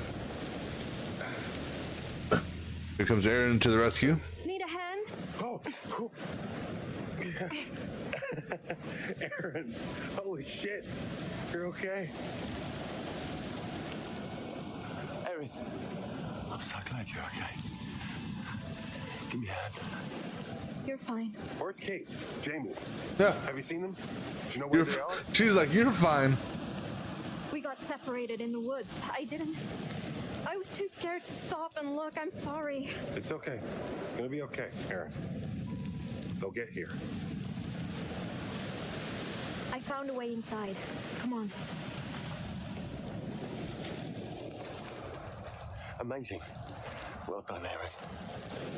You're not coming with us. What? Are you? I heard your call with Dumet. You set this all up. You set us up to die. Aaron, you are out of your mind. I would never. You know you can trust me. 70% of murderers kill somebody they know, somebody who trusts them. It's 79%. But I am not a murderer. We're dead in the water. And I can't think of a bigger sell than a dock crew recording their own murders while on assignment. Do you hear what you're saying? That is insane. Is it now? You're in shock and you're not thinking straight. I would never. Mark, we need to tie him up until help gets here. He'll either stab us in the back or get Dumet to do it. Erin, I would. Quiet! Afraid, yeah. Aaron's right. Sorry, we can't let you roam free. Hang on. Use your heads. I haven't done anything! How are we exactly tying him up to the fence? I'll come back when I found something. You get back here and untie me, goddammit! This is madness! Sorry, Charlie, but... Fucking untie me or you're fired! That's not a priority anymore. Mark! Mark, you come back here! Okay, well, that explains where they're going to tie him up at. Mark, All right, so come back here! go ahead and close that trophy out. That should pop after we leave the lighthouse or something like that, I think. You know what, let me just double check something here on that. It should pop. Let's figure out how to get this thing working. Oops. Sorry, one thing. Oh.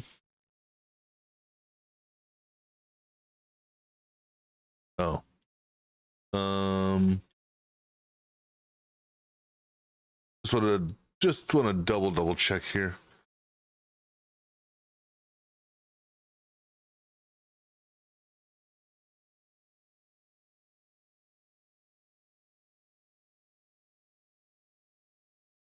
Okay, so it's when we leave the lighthouse when it pops. Okay.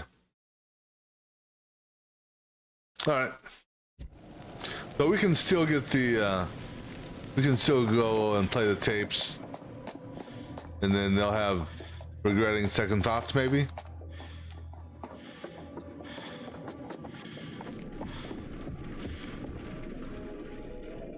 Business card, which we don't need. Can we see Charlie still headed outside?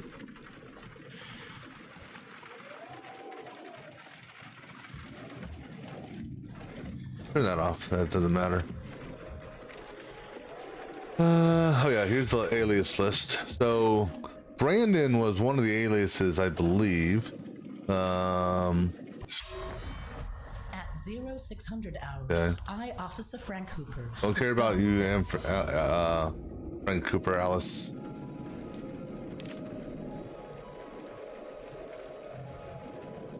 Huh. Wasn't it Brandon? Or was it Benton? Shit. I know, oh no, Brandon Day. Brandon Day. The second name. That's the one that ordered the mask. So he went through all those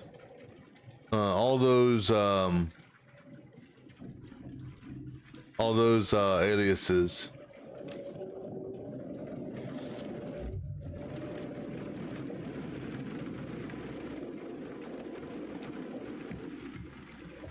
All right, now let's go find out. Oh, wait a second.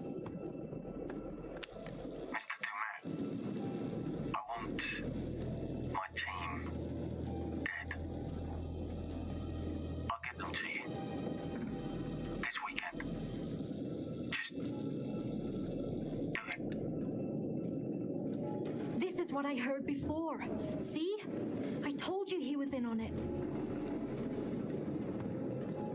I'm certainly grateful to you, Mr. Dumet. I want my team dead. I'll get them there this weekend, though. Let's do it. This is the call I heard back in the hotel. Wait, it's different. It's been edited. God, I'm such an idiot. Jesus. I'm a sound tech and I fell for it. You sure? 100%. Oh, I'm such an idiot. Hey, let's get this place lit up and we can go and tie it. Yeah, but let's go, get the place lit up first. I didn't like him from the beginning, Charlie from the beginning. He was a pompous asshole. Hector Waylon Monday.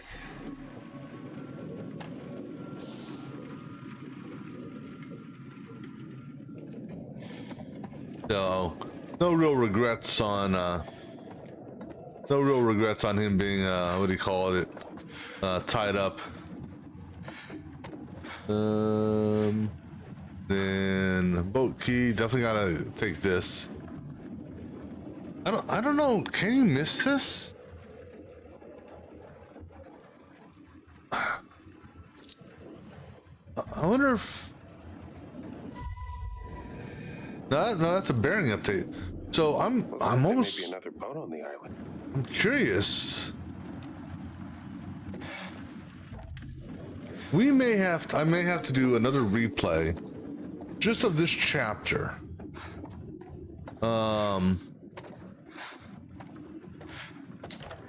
Just to see what happens if I skip getting the boat key.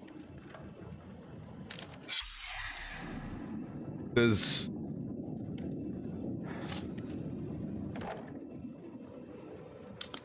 How would it end if they didn't have the boat key?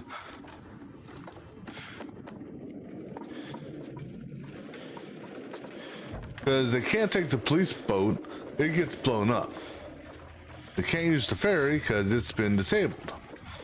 So I think I will try that as an alternate ending. Because after this scene, it's the dock and then the boat. So. Two things that aren't that difficult to replay. And who knows, maybe I'll keep Charlie alive for that. Way. Nah, because I'll stand. Actually, I need to look here. Do I get bonus points with. See, we didn't lose that much with. Actually, we lost it all with Charlie. We lost it all. But. Fuck Charlie. I quit. Don't look down.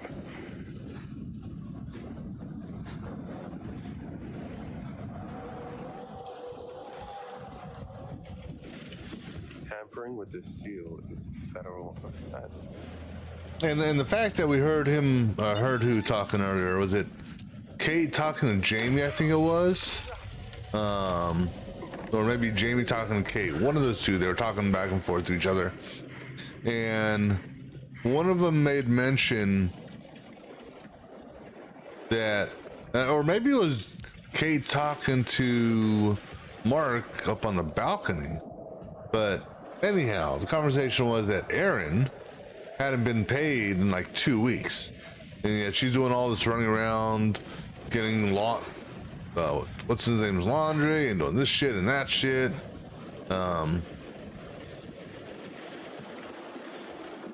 So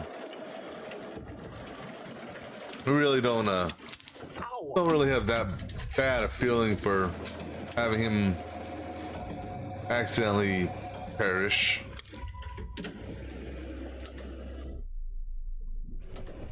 And actually also we got a bearing on that too. Let me jump to the bearings real quick here. So confronted, then we found evidence, false evidence. Like I said, I'm not worried about it. But like I said, we will do a replay of this chapter going forward again. See what happens if I don't grab the boat key. Because that's a bearing.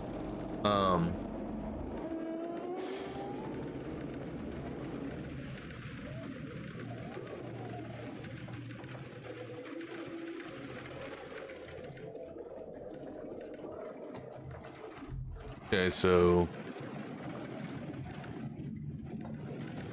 question is, where's Aaron at? Hey, guys, up here. Right now. Hey, Jamie, I'm here.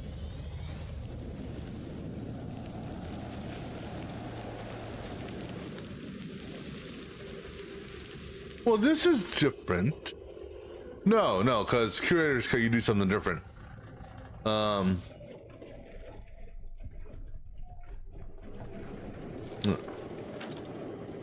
Right. That's right. I forgot because the during the curator's cut, you stay as Mark, and then they come busting in. Right. I'm gonna grab me another drink real quick. I can just.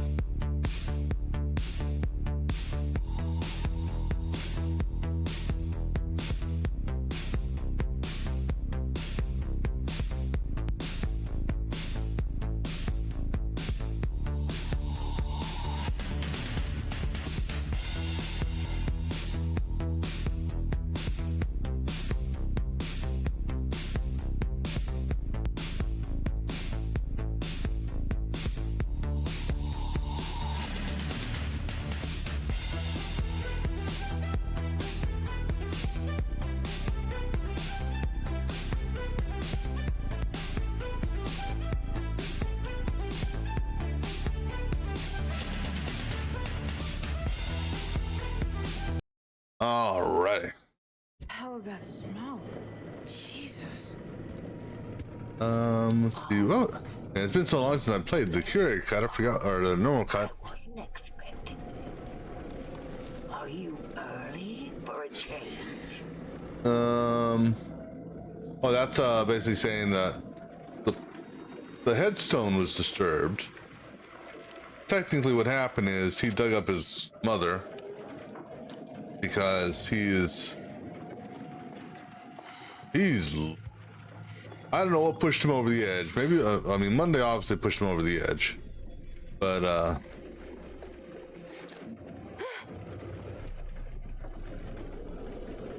I almost wondered if was she the first one that he turned into a mannequin animatronic thingy? You're a selfish monster. Always happy.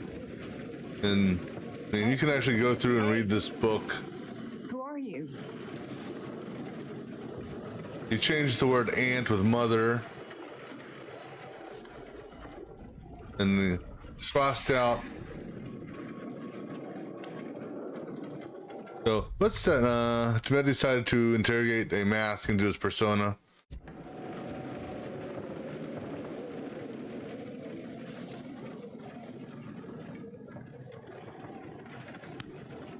Actually, I want to pick the book up again. One thing Always right to your favorite page. Oh, damn it. Predictable little shit. I know you. The one thing I never did with this book before, they never flipped it over. Okay, so what we do... Actually, I don't know what's going to happen with this one.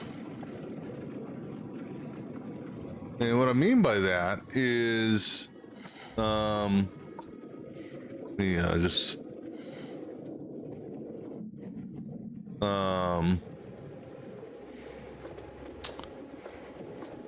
I don't know if we're going to have that same premonition or not.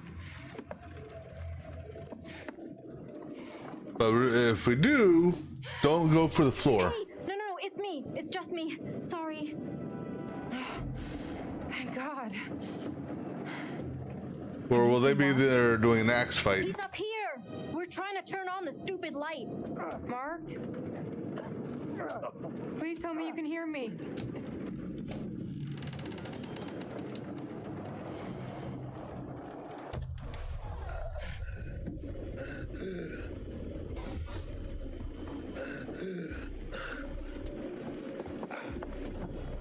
Mark! I thought I lost you.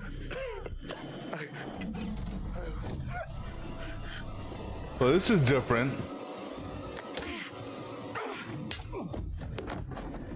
Way to go, Aaron.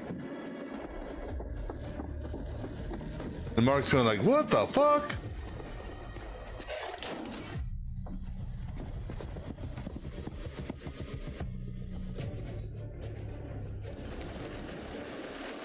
So let's see, did I even stop to look for, what's his name? He's gone. Charlie's gone. Charlie? Charlie's alive? No. Charlie made it out, but we thought he might be in on all of this. Charlie! Aaron, wait! It's a long story. Let's just find him. Charlie dead? Down there? Oh, God.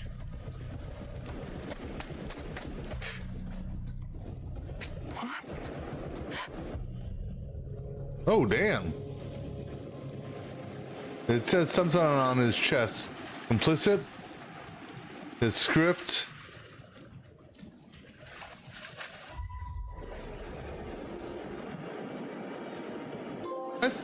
All right. And one more trophy should pop here in a second. Hey! Woo! You just left him? With Dumet out here?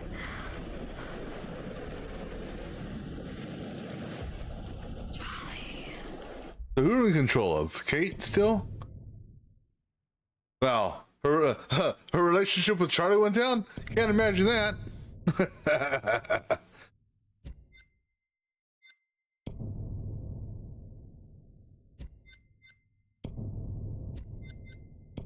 Okay, so maybe we won't tie him up when we replay this.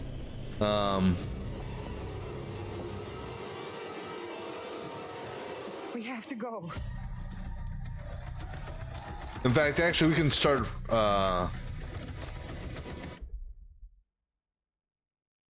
Yeah, let's go ahead and replay the chapter now. And the reason being, I'm going to ignore the boat keys.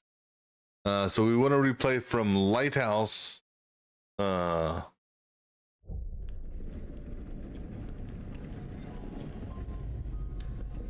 we won't tie Charlie up this time. We'll take a hit with Aaron, but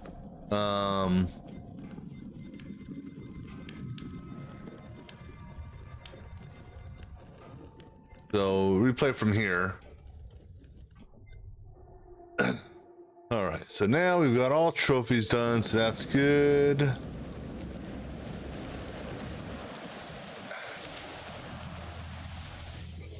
Need a hand? Oh.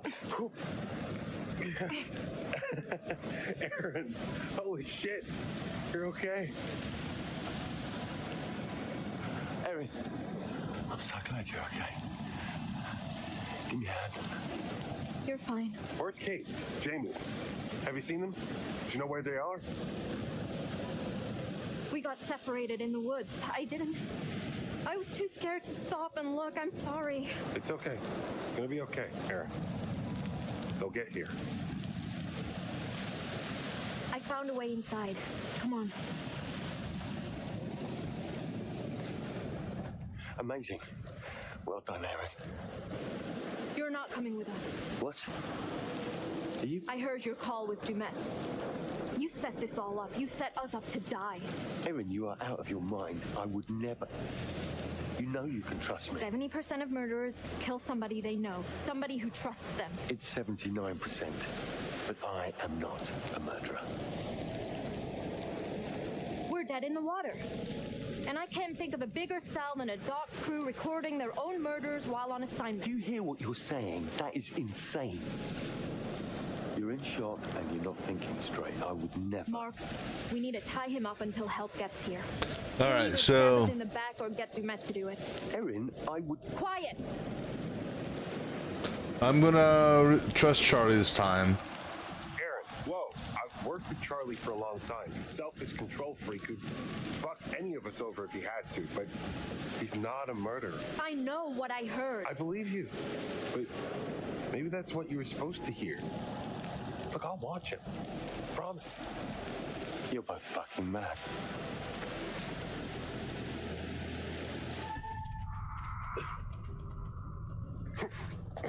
Let's see, did we lose anything with Aaron on that? I didn't notice. No.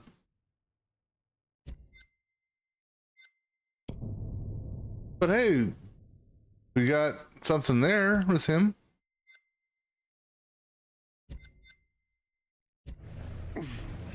Now, you should be thankful, Charlie. Mark here just saved your life. And once you play the tape, that'll clear his name.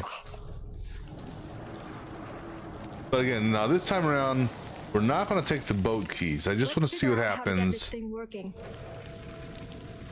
Because I am curious on that. Went through the pitch ass darkness here. Can't see. Alright. We will get the secrets again just because. Just because.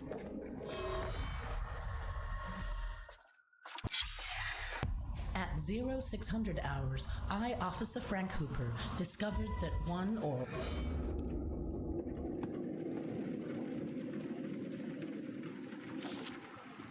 Okay. I don't know if it'll let us, but we'll try. Oh, damn, that's that business card again. Oh, well, go ahead and grab it.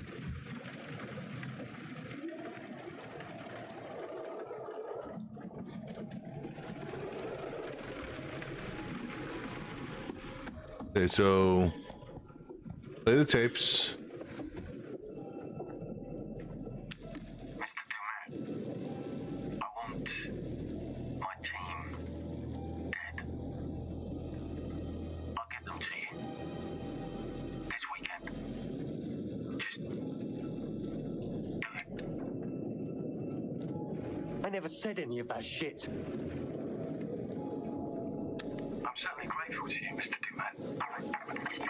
I want my team dead. I'll get them there this weekend. Let's do it. I'm such an idiot. I wanted this to work so much, I just accepted everything he said. It's been edited. I'm such an idiot. Jesus, I'm a sound tech and I fell for it. You're in shock. All of us are. Don't beat yourself up. So, Erin? I'm sorry, Charlie. Hey, at least she admitted her mistake. All right. Now. Okay, so this is where the boat key is. We're going to ignore the boat key. Because who knows, maybe someone else will grab the boat key. I don't know. Because I want to see what happens if you don't do the boat key.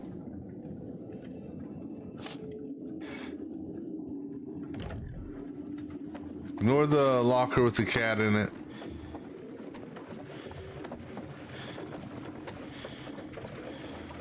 Because this has to be a different ending. Maybe not a good ending. Maybe it's still a bad ending. I don't know. Because where are they going to go? They'll find a boat and won't be able to start it. I mean, unless, again, unless...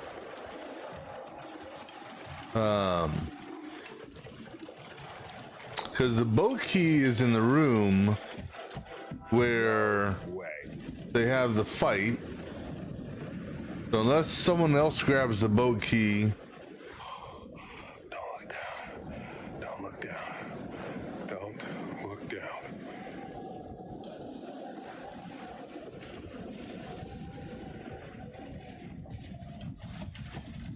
Or maybe if since they don't have the boat key, maybe the state trooper guy won't get killed and they escape on his boat. I don't know.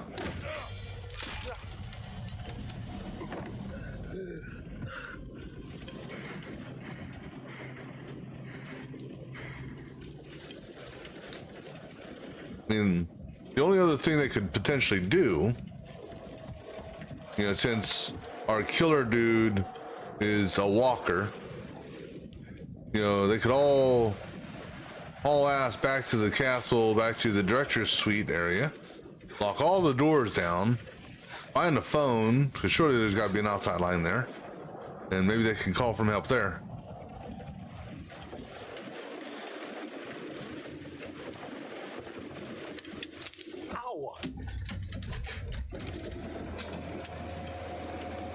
We shall soon find out.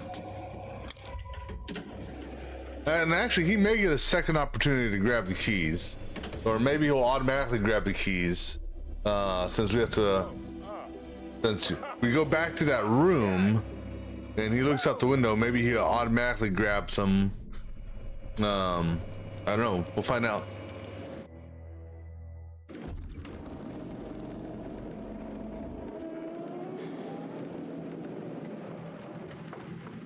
Yeah, the boat keys are still there. So is he going to automatically grab them? Okay, so he automatically grabs them. Okay, fair enough. Hey, guys, up here. Kate, Jamie, I'm here. All right, now are we going to cut to Kate? Okay, so we're going to cut to Kate again. Basically, it's going to be just like last time. Okay, this time, before we flip the book open, I want to flip it over on its backside, just because. What the hell is that smell? Jesus. Oh. eh? I wasn't expecting you. Are you early for a change? Actually, what was the date on this? The date on this was 98, okay? When he was still an FBI agent. All right. All right, so now grab the book, flip it over first, then we'll open it. You're a selfish monster. Always have been. Okay, nothing on the backside. What the fuck is this? Hey. But who writes a book like this? What type of sick person is Helen Blake to write a children's book about this?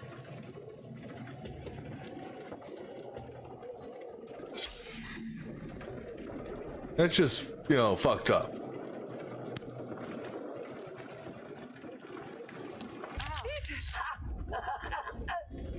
Always right to your favorite page. Predictable little shit. I know. Yeah, so secrets wise, we looked at number 1.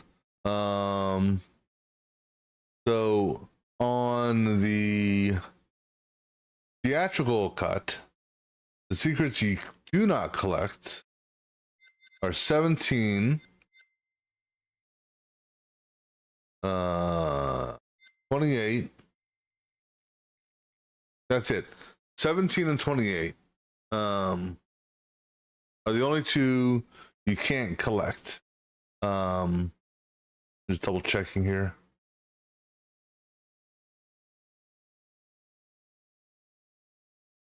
Yeah, so 17 and 28, those I believe are picked up by Jamie during Curator's Cut. This here is, the funeral invitation. That is in the safe when you're playing as Jamie. And then this one here is her medical report, again, found by Jamie in the Curator's Cut. You.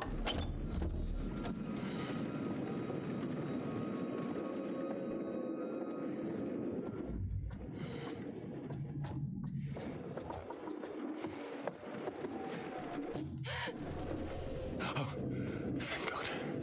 It's only you. It's only you. Thank God. Have you seen Mark? He's all right. He's trying to get that bloody light going. Mark? So relationships went up with Charlie because Jamie and Kate were there.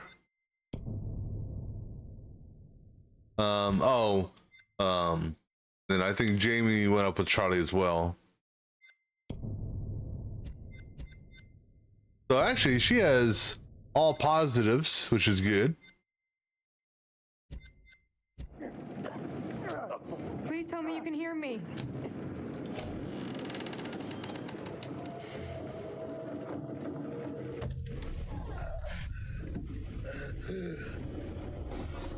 He just got the wind knocked out of him. Mark! I thought I lost you.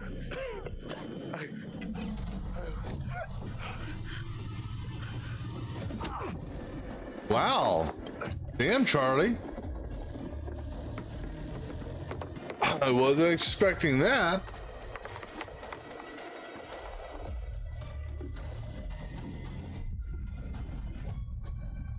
Wasn't expecting that at all. Kate, no. Mr. Dumet? But that's not your real name, is it? Your real name is Hector Monday. Special Agent Monday. FBI. You joined the FBI because you wanted to understand killers. Okay. You wanted to stop them killing. We know what Manny Sherman said to you. He was lying. Just an angry old man trying to make a legacy. Pretty standard serial killer behavior. We know about your childhood, the way you were treated.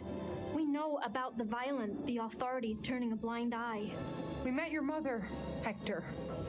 We've seen the bodies. We know you're trying to preserve them, to fix them, make them perfect. But it doesn't work like that. It's a cycle of violence.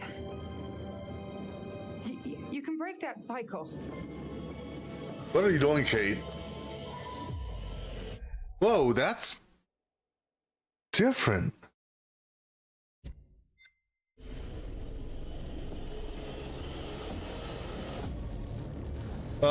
That didn't work. Run!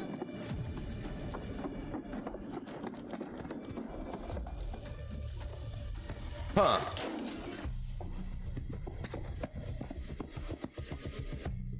Well, that was interesting. Too bad, what's his name there didn't have his camera, on that. Problem is, technically now you all do have to die because you know who he really is.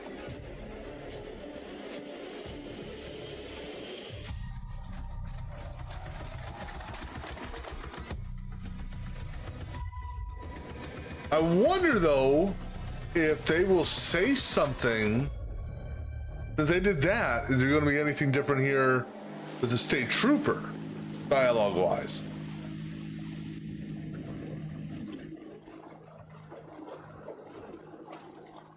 But they'll say, yeah, Hector Monday tried to kill us. And they'll like, wait, Hector Monday died in a fire.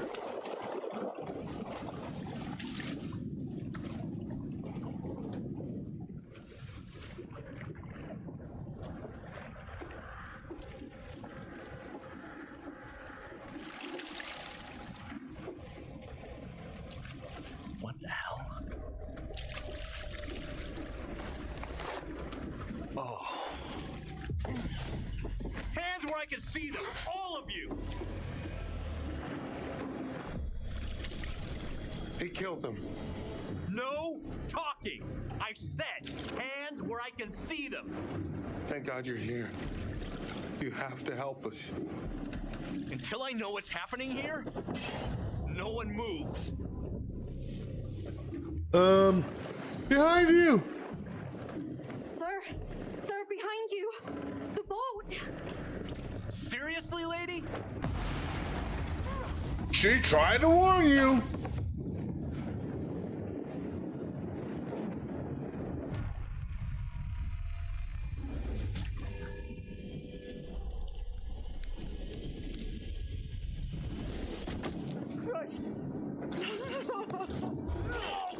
Well, dumbass, she tried to warn you. Alright, so we have to... We're gonna go for the gun in order to get the pepper spray. Get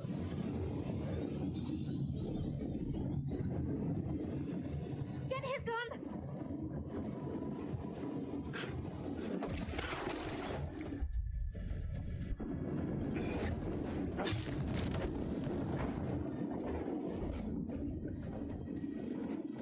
I mean, I don't know how much pepper spray would actually do on this guy. You know, FBI training probably has him training with being able to resist pepper spray. Or who knows, maybe he likes spicy food, so pepper spray wouldn't have any effect on him.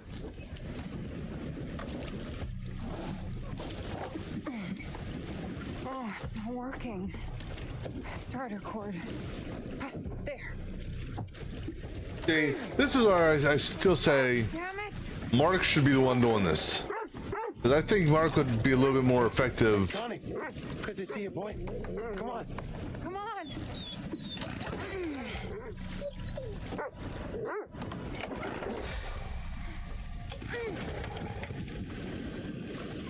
Just work! Go! Alright, so everyone has a weapon. Well, those that need weapons. Kate has her rock still. Jamie has a screwdriver. Mark has the drill thingamabobber and the pepper spray. There's only Charlie and Aaron that don't have weapons technically.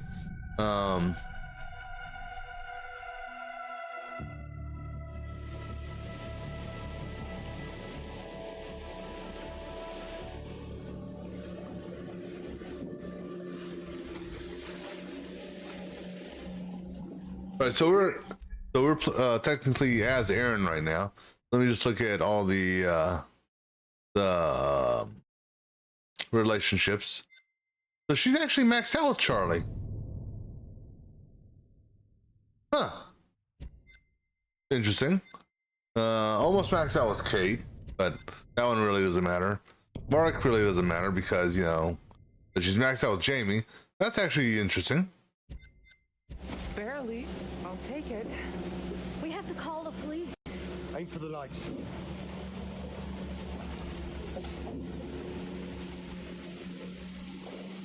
You know, I've just had a great idea for series 2. All that's missing is a big final twist. Good luck finding a host for that bullshit. I'm out. I'm just glad I'm in one piece. Okay, so she jumps in the water.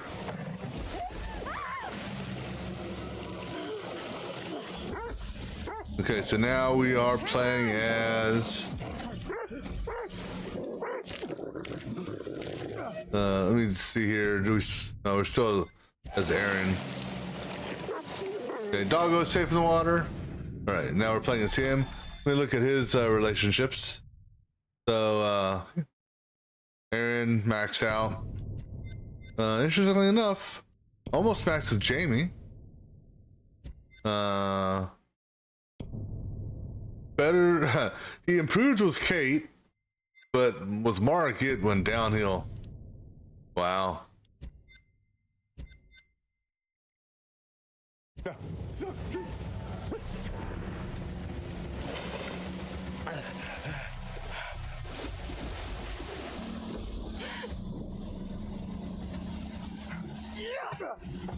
Okay, now she attacked with that, so we have to have her jump in the water now. Otherwise, she's going to get a chest full of oxygen the hard way. Oh wait, I'm gonna take a look at her stuff real quick. Max with Aaron, not so bad with Kate.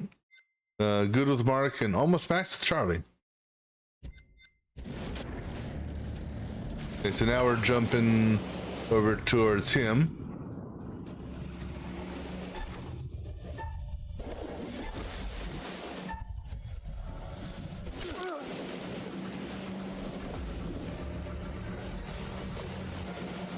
So you got a good look at his face. All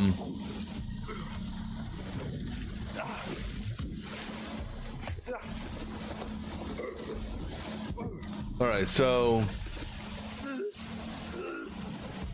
now we're jumping over to her. We already saw her relationship stuff. Let me double check it. Okay. So obviously we're attacking. If we don't attack, what's his name's dead. So now we do another attack. Oh, we gotta do a... That was just to show us the anchor for no reason. Okay, now we're back as her. Now we gotta make sure... Oh, the drill. So that didn't happen before.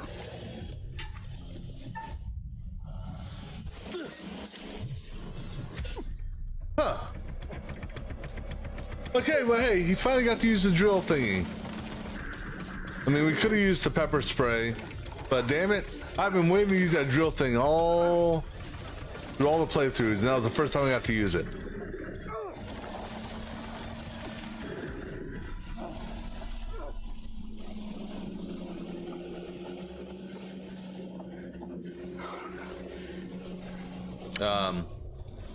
Y'all need to get off the boat.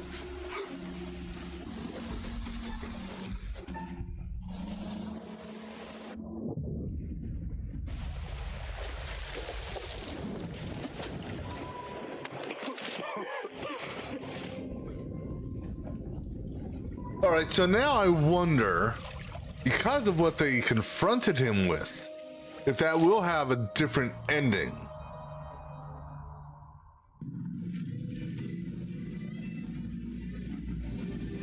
Especially since we got the trophy for the crime scene photos now. We have a non-stop block of your favorite classic rock after this break. No damn commercials.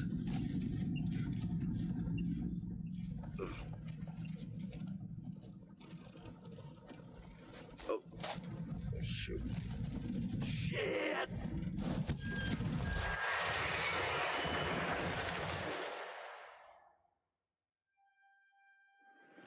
And I looked up, and there they were just in the middle of the flipping road, waving their hands and arms like a bunch of crazies. And where you coming in from? Fort Wayne. Been driving since 3 a.m. Early start. Well, I was trying to get into the port by 8. Probably not gonna make that now, am I? I'd say likely not.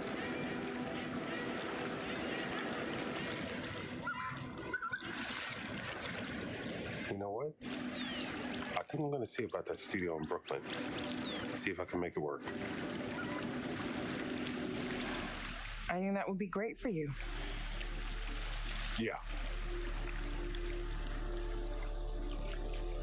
I suppose I could get used to how they fuck up hot dogs and pizza. What? Well, I have some leads in New York for work. I mean, if that's okay. Yeah, because they rekindled their relationship. Myself if... Shut up. Yeah, it's fine with me. More than fine. Oh. So now what about Aaron and Jamie? Are they going to move in together? I mean, granted, they just kind of initially started their fling.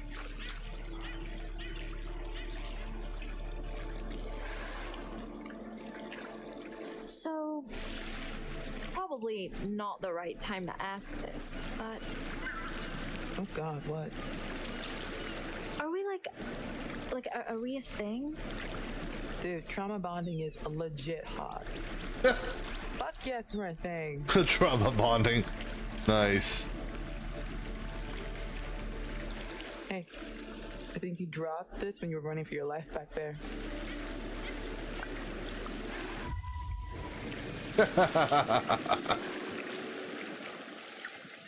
But no, is Mark gonna kiss the dog?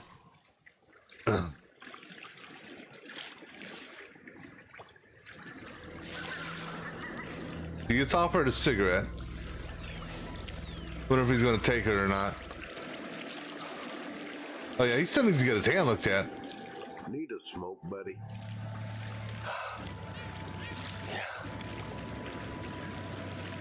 Actually, you know what? I'm trying to quit. Good for you, Charlie. Go ahead, kiss the dog. Or kiss the truck driver. It's up to you.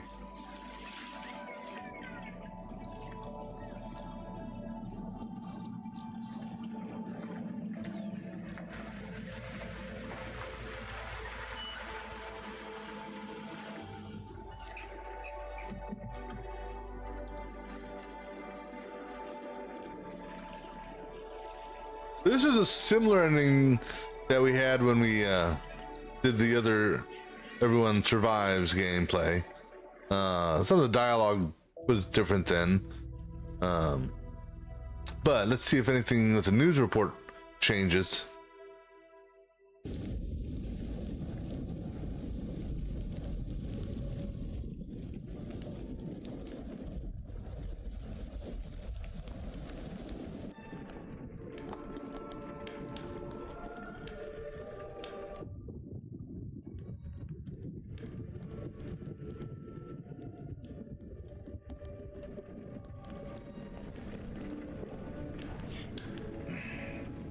He just can't bring himself to crossing off that name.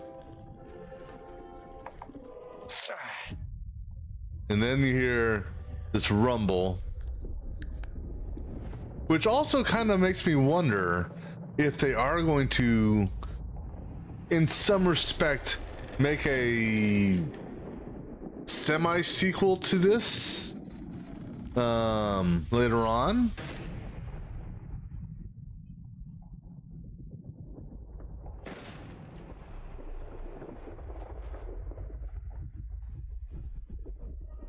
Oh, you're here.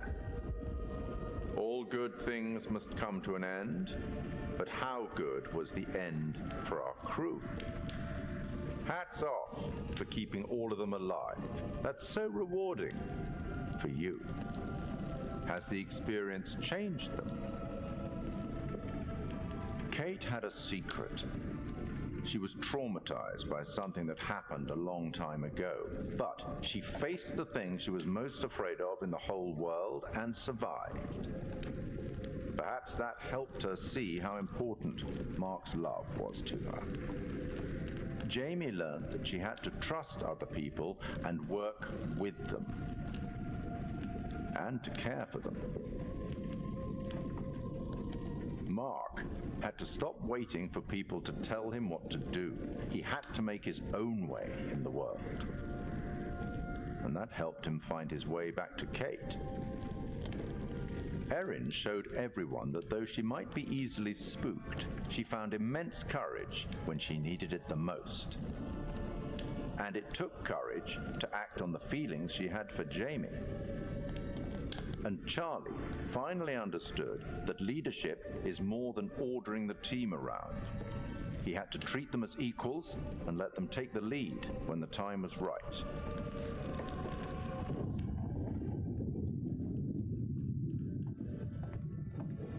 I'll tackle the paperwork in the morning. Can you find your own way out? It was, as always, enlightening. I have no doubt we'll meet again in the future. Farewell.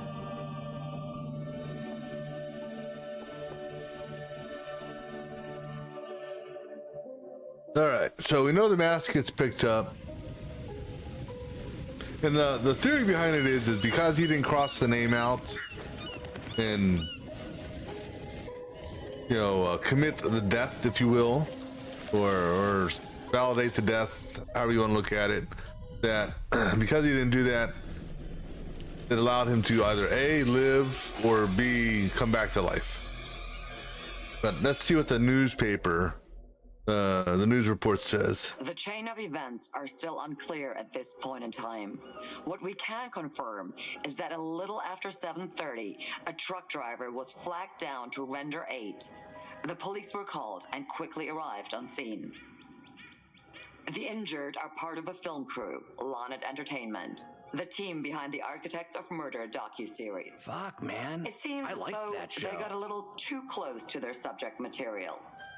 Thankfully for them, the nightmare is finally over. Holy shit. Remember how my video went viral? How could we forget? You bring it up every chance you get. Just listen to this. I got enough views Nope, to no win change. a competition. What did you win? Well, who knows? Paid trip to a Because they resort. muted the news report, Now I'm interested. maybe, you know, probably missing out on the fact that you met. This is gonna be Although it'd be kind of cool if they muted it and we're showing closed captions and in the background that they're not paying attention to that mentions Dumet. You can see him up in the upper left-hand corner there.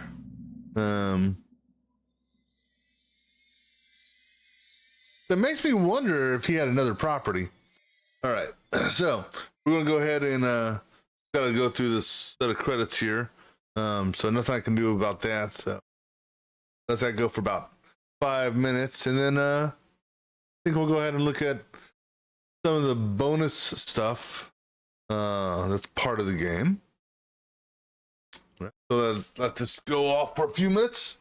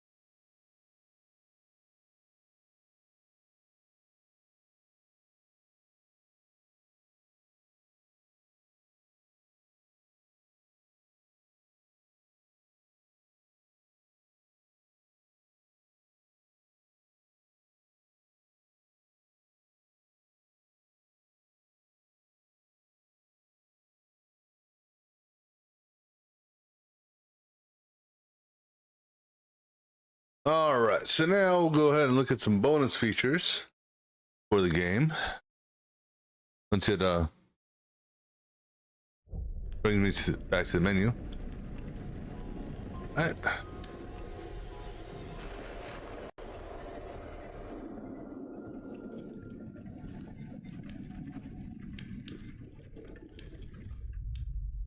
We'll start first with the dioramas and spend all of our coins. Because we should have unlocked everything. Okay, cool, we did. Alright, so let's go ahead and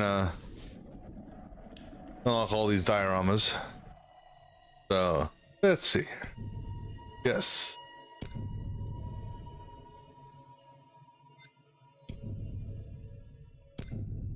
And then after I unlock them, we'll go back and look at them.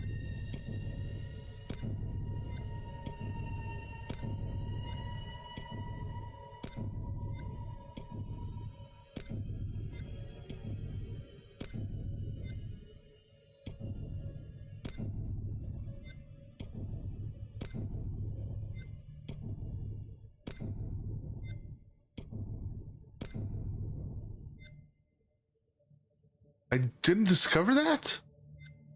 Huh.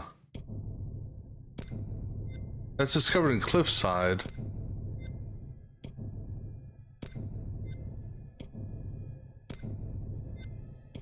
Well, those aren't the important things. If I want those later, I can go get those later. And, oh, actually, you know what? I bet you... Were they both... let's see, are these both Cliffside? No. I bet you... One of these... the lake is the getaway. One of these is probably the boat explosion or something like that. And this Cliffside one is probably Charlie getting gutted.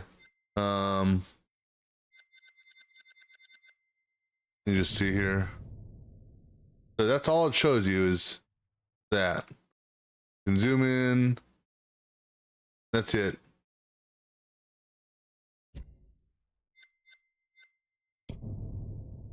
That's like, yeah. All right, so you know what? Those are boring. All right, let's go ahead. Start with this interview with Jesse Buckley. See what this is.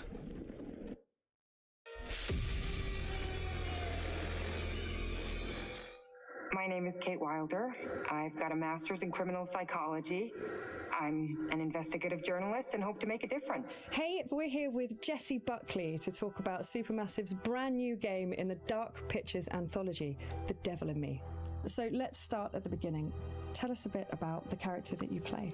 I play a character called Kate Wilder, who is a presenter who's part of this documentary team who are doing a show about the serial killer H.H. Holmes. America's first serial killer confessed to 27 She hides her accent murders. very well. The number grew significantly. Nearly 200 lives. I'm a serial killer documentary watcher. Is that your jam too? Yeah, I'll watch a serial killer documentary. Right? It's really relaxing. Like, okay, cool, Yeah, I can it's chill kind of out. fascinating why we're all addicted. Has this to very things similar and stories. hairstyle. We need a plan. Forget his games, traps, all that bullshit. Facially, Think yeah, a about little the bit. killers we've covered. There's always a weakness. Hair color is different. I'm not playing detective. I just want to survive. Playing detective is how we survive. So what interested you in the role of Kate? Well, to be honest, I've never played a video game in my life, and I had no idea what the hell the world was. Oh, wow. Okay. So that was firstly why I kind of was like, oh yeah, that sounds new and fun. And yeah, and then I read the script and talked to Alita, who's our director, and it just seemed like a really lovely thing to be part of and something new and fun. And I can't believe how they create this world. Action. You know, usually I just get a script and it's like 70 to 100 pages long, but there's like 300 pages in one script. It's unbelievable. So, as you kind of mentioned, the game has multiple branching paths, so your character could end up in any number of situations. What's it like to film a scene, you know, multiple times with different endings? What I've found is like you can only be in whatever strand you're in at that time and figure out the emotion of it at that moment, because then you can offer up something completely different when you go into a different strand. And it's a very like immediate experience, which I guess is also what a player will feel when they're doing it as well. So I just kind of try and keep my head in where we are right there at that moment. And if I was trying to think of what was happening in the other strand, it would be a disaster. It must be really hard, yeah, because you kind of have this mapping, I suppose, in your brain of what, you know, what the outcomes could be, and then just trying to stay in that moment. It's very interesting stuff. So many things can happen to characters in the Dark Pictures anthologies. How do you make sure that Kate is always Kate, no matter what she's kind of faced with? Well, I guess before we started, we did a big read through with everybody, so it was good to kind of get a handle on who she is in the context of the environment she's in, but also the relationships that are in the world as well. It just kind of reveals itself from the script, and I just kind of let her run free and see what That's so cool, happens though. to her. Yeah, I don't think anybody has continuity in themselves. I don't anyway. It must be very difficult. Yeah, really difficult. And that's it. I guess it's quite good fun to then go, okay, let's go with this and see where we end up. Well, I think also Kate lives on the knife edge of, she has a genuine obsession and curiosity about serial killers. So there's part of her that's kind of running towards it and part of her that's running away from it, you know, and all of them have come to be curious about H.H. Holmes, but also with that, you're kind of living a real life horror as you're going into this world. So, come on, Charlie. What do we know about this guy? And everybody's fantastic, like, and they're all such distinctive people, you know, and they all somehow genuinely feel like a crew, you know, like, Nice, yeah. you kind of have the kind of riffs. Charlie is thinking. She looks a lot like a temper tantrum. And the new fledgling loves, and then the kind of creeping horror of your life. What are you doing with your life? Sounds very familiar. Yeah, I think I've been there at 3 a.m. What is all of this? Okay, so let's talk about the setting that Kate finds herself in. I've heard something about murder castles. I'd like to know more. So the production company that Kate works for, Lonnet Entertainment, they get a mysterious call from a stranger who says that he's basically made a replica of H.H. Holmes' murder castle. Wicked. And invites them to come and document it because he knows that they're interested in serial killers. And Lonnet Entertainment, which is run by a character called Charlie, is kind of hard up, but only Charlie knows that. And so even though Kate is a bit kind of resistant to go because it just feels like another kind of fuddy-duddy thing, they agree to go to this island as one last kind of hurrah. It sounds like absolutely nothing awful is going to happen. It sounds like a perfect setup. I'm going to have a cup of tea. Delightful. Yeah, lovely island. Very nice. Look! Years are the wine that fill the cup of time. So in the game, you've got quite a limited inventory. Which items would you take into the house if you could take anything? I'd probably take, like, I think, look, all these mad people are just in need of a hug. So I'd probably take a bottle of wine and just be like, mate, let's just You just need a hug. have a glass of wine, talk about what's going on Get here. Charlie's fags. Come here. Have Let's a just fag. calm Let's just down. calm down. That's my weapon of choice. I'd kill him with kindness. Well, you could at least start with the wine, and if that doesn't work, you've got the bottle. So I mean, it's perfect. You're done. You're done. And if not, I could just drink it myself and have a lovely time. Some kind of belt with 3 or 4 of them attached. Off you go. It's all going to be fine. And if it's not fine, you're not going to know about it. Yeah. Done. Perfect. Good choice. Think it's okay if we pour some wine? God, please do. So you've mentioned the chase scene with the other girls. Was that fun? That genuinely was fun to be running and scared and all of that? Yeah, it's always fun. I mean, I think everything's kind of fun. So thank God it's not something that happens regularly in your real life. So when you get to be part of something where it's super heightened and surprising and otherworldly things can happen, and you've got these two excellent kind of birds beside you who are like fighting off the demons, and you're genuinely scared and you're kind of doing it together, it's it's brilliant fun. Move your ass! Go! I've been around mocap, I've seen mocap, it fascinates me. What was that like? And more so, what's it going to be like to see your face in a video game? To wear a mocap is like, I mean, you just feel like you've got a huge nose because you've got this cycling helmet on, but then it has a huge beak at the end where there's a camera. And sometimes when they're putting it on, you can see the other actors already kind of lined up, and it's very close. It's very scary. But yeah, I think it'd be super interesting. I don't know, maybe I'll look a bit better. They'll doctor me off or something. Kate's just a better version of me. Yeah, it'll be really interesting. It's going to be very cool. As far as, let's say, traditional acting versus video game acting, what were the differences? Was there a huge kind of difference between the two? I'd say the main difference is just the speed at which you work when you're making a video game. You still have the same intention, and narratively it's the same kind of experience because you're creating characters together and you're creating a world together, and our wonderful director is like interacting with us as a film director would.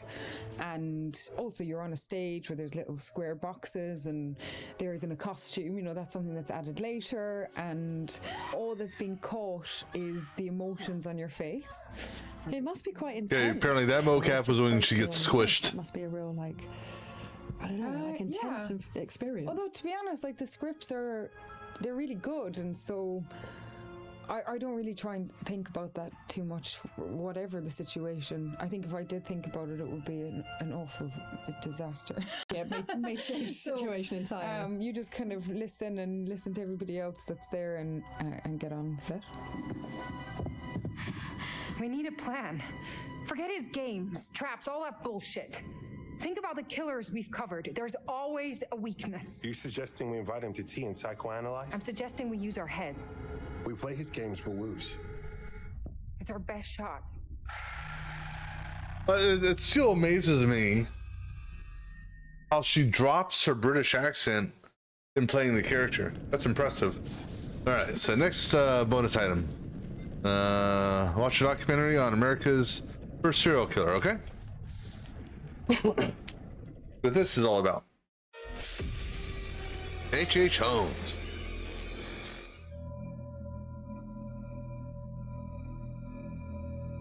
Torture chambers, secret passageways, vats of acid, and deadly vaults.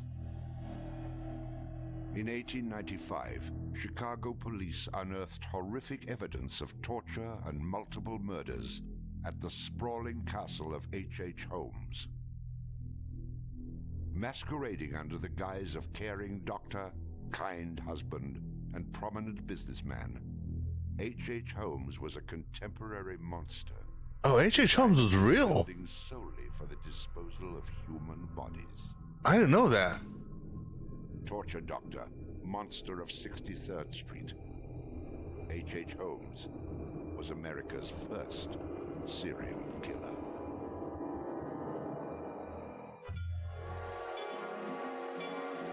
Just south of Chicago, the suburb of Inglewood was thriving with commerce. The train station itself had 9 leading lines of railway and over 100 trains stopping there every day. No other suburb of Chicago had this luxury. Dr. Henry Howard Holmes, a pleasure to meet you. Arriving in Chicago, Holmes finds work immediately at the E.S. Holton drugstore, located at the southeast corner of 63rd and Wallace in Englewood. Several months later, Everett Holton dies of supposed natural causes. Then Claire Holton, his wife, disappears after selling the drugstore to Holmes. Owning the drugstore, Holmes had a steady flow of cash. He would often purchase and resell goods and properties under his numerous aliases. In addition to scamming creditors, Holmes obtained his funds from other phony inventions, such as a mineral water elixir, which in reality was obtained from the city's water supply. 1888, Holmes secures a lease on the vacant property across the street from the drugstore, the southwest corner of 63rd and Wallace.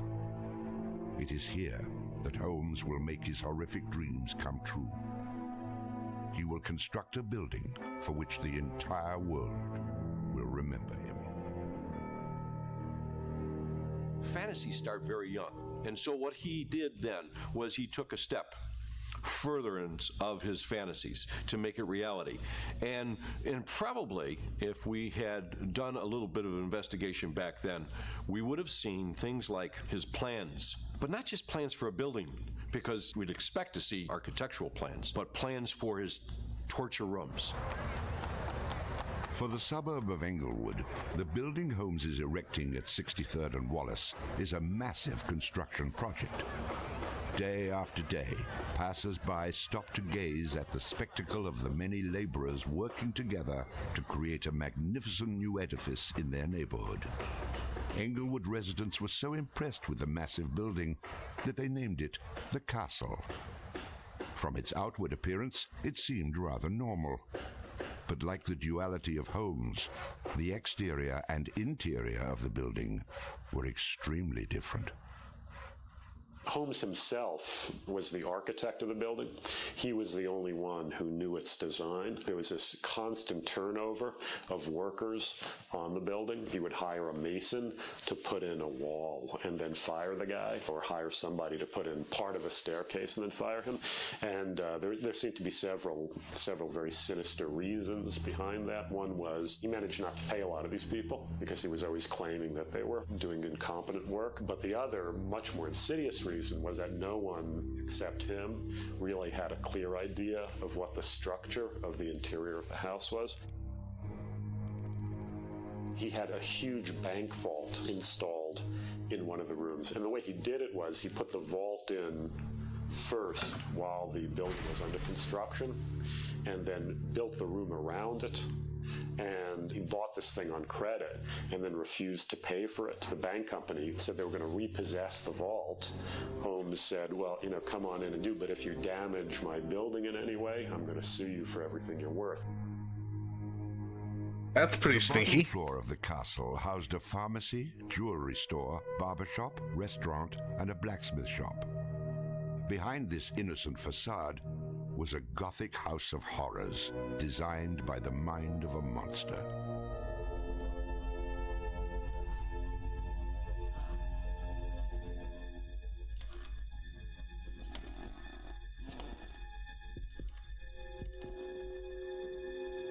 The third floor seemed innocent enough, containing rented rooms, legitimate offices, and Holmes's own bedroom.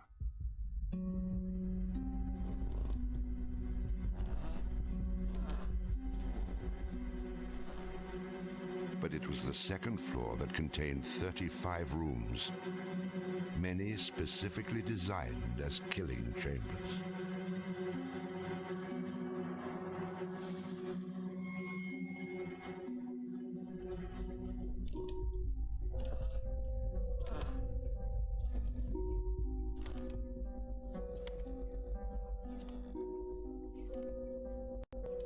Disorienting unsuspecting victims, the labyrinthian construction contained numerous staircases and doorways that led nowhere.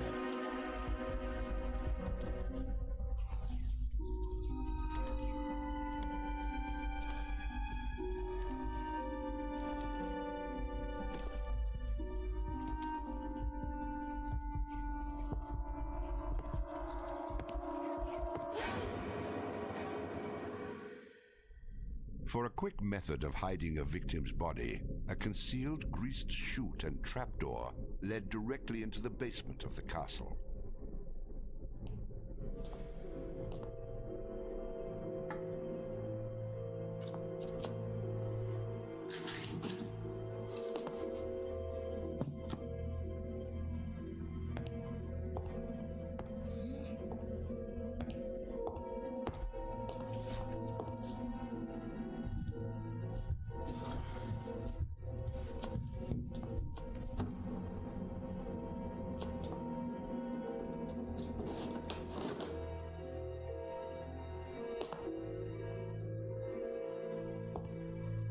The basement held the most terrifying rooms, resembling a medieval torture dungeon. Acid vats, quicklime pits, and a crematorium disguised as a glass-bending furnace were Holmes's favorite methods of immediate body disposal.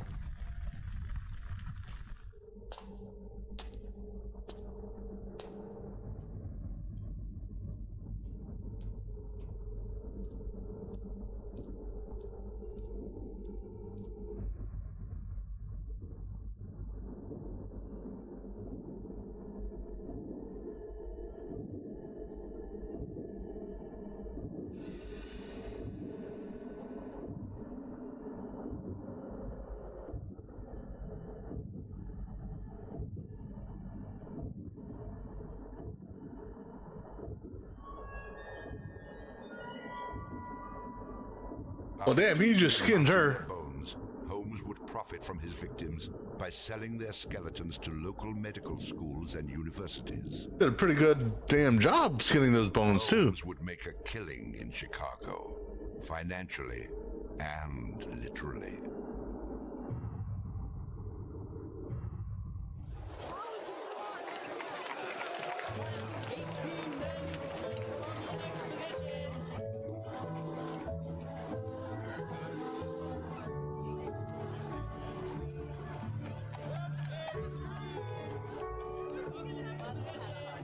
May 1st, 1893, the World's Columbian Exposition is open to the public in Chicago. Spanning 600 acres, sprawled out along beautiful Lake Michigan, the magnificent fair is a monumental sight to behold. Over 20 million people from around the world would attend the dazzling World's Fair between May 1st and October 30th, 1893.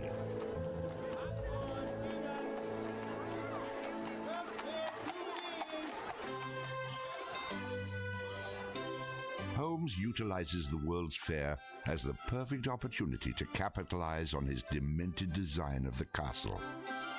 Located only a few miles from the World's Fair, Holmes's castle was perfect lodging for tourists. Holmes decides to rent rooms to visitors of the fair. He entirely renovates the upper floors of the castle, bringing in the most modern furnishings and luxuries, all purchased on credit, which Holmes had no intention of repaying. In addition to placing newspaper ads for rooms to rent, Holmes visited the fair with several of Benjamin Peitzel's children, preying on elderly women who flaunted their Benjamin wealth, Peitzer, that sure he name invited them back to the castle was one of the aliases, was it not? in a soft bed. They're not calling their relatives, telling them where they're at. They just know that they're going to Chicago to see the Columbian Exposition. Perfect victims, because they're unknown in the city. Their relatives, wherever they came from, know that they were coming to Chicago, and they never came back. Now, how do you start to find them? They don't even know where they stayed. Perfect, easy victims. I'm sure some of them got in and out of his place with no problem. And others, they walked in and they never checked out. Some of the rooms had been completely lined with asbestos to make them soundproof. Hidden in Holmes's office was a master control panel which connected to gas lines leading into airtight sleeping chambers. Holmes would lead his victims into the rooms, lock them in, and turn on the gas, asphyxiating them while watching their demise. Let me out! Holmes, let me out, please! Holmes! Holmes! Holmes, please! Holmes! At the height of the World's Fair, Holmes masterfully juggles his castle businesses, renting rooms, dodging creditors, selling skeletons, and attending to the needs of the many women in his life. I have had many young ladies in my employ, most of whom are still living in and about Chicago, whose parents and friends know only too well that far from being their seducer, I have done much to materially help them in their narrow lives. Being a personable, attractive young doctor and businessman, Holmes won the hearts of many women throughout his life. At one point, Holmes managed to secretly have 3 wives, each never knowing of the others. In 1890, Julia Connor became Holmes's employee and mistress, living at the castle with her daughter Pearl. When she became pregnant and demanded marriage, Holmes agreed on the condition that she allowed him to perform an abortion on her. She agreed. Neither Julia nor her daughter Pearl were ever seen again. Just a week later, Holmes sold a clean, articulated skeleton to the Hahnemann Medical College for nearly $200. In 1892, Holmes acquired another mistress, Emmeline Sigrand, and employed her as private secretary. Holmes sent Emmeline into the vault to retrieve some papers and sealed it, suffocating her to death. I think Sigrand was another similar the name. University of Chicago acquired a female skeleton from Dr. Holmes. In 1893, Minnie Williams became Holmes's new private secretary and eventually his mistress. Minnie was the beneficiary of a property in Fort Worth, Texas, valued at over $40,000. Holmes murdered Minnie and her younger sister Nanny after having Minnie sign over the Fort Worth property to him. In 1894, Georgiana Yoke became Holmes's 3rd wife. He married her under the name Henry Mansfield Howard. Like his other legitimate wives, Georgiana lived out her entire life. On July 19, 1895, Chicago police enter the Holmes castle. The world would now learn of the horrors that the castle had kept secret for so very long. So I wonder what led them to, I guess, raid the castle. Detectives and police searched the upper floors of the castle. The true depths of Holmes's evil were waiting in the basement.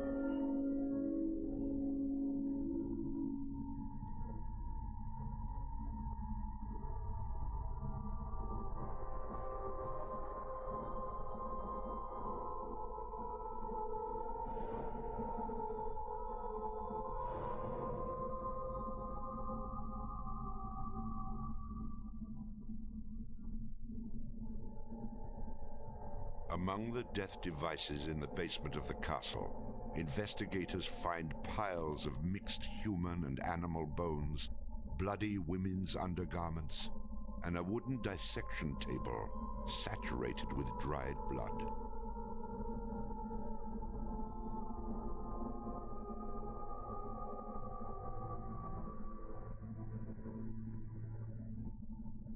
Chicago police were inundated with names of people reported missing from the World's Fair.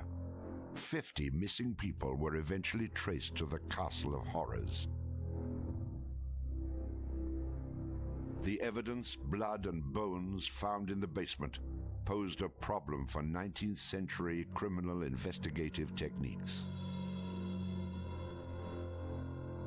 It was very difficult to go and identify even the bones as being human in origin, because with the very small fragments, you didn't have enough of the identifying characteristics to be able to make that ID.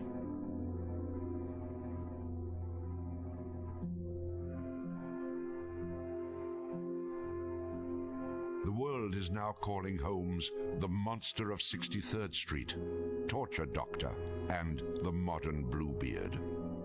Not sure about the Modern Bluebeard reference. Overnight, Holmes transforms from arch-swindler to arch-fiend. A Chicago journalist calls Holmes a multi-murderer. The Holmes case generated this incredible amount of national attention and really international attention. Really, in his own time and in America, Holmes was much more notorious and more widely known than Jack the Ripper, who was a contemporary of his. Then as now, people were very, very fascinated to sort of visit the sites of these terrible crimes. And his castle became a kind of tourist site. And there were various people who were wanted to take it over and turn it into a kind of murder museum. And then just before some impresario was about to make it again into this tourist attraction, it burnt down. Somebody burnt it down. I mean, it could have been, who knows, some outraged citizen who didn't want this to become some very morbid tourist attraction.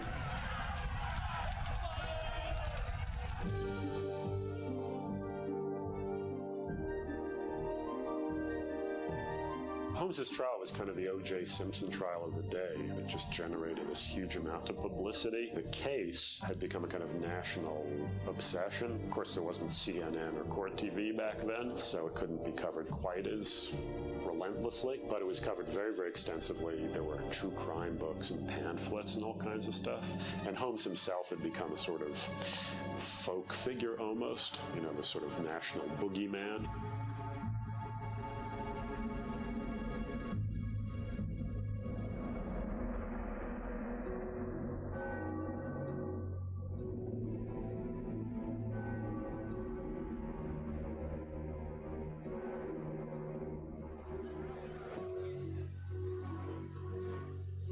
Courtroom fills for the final verdict to be read.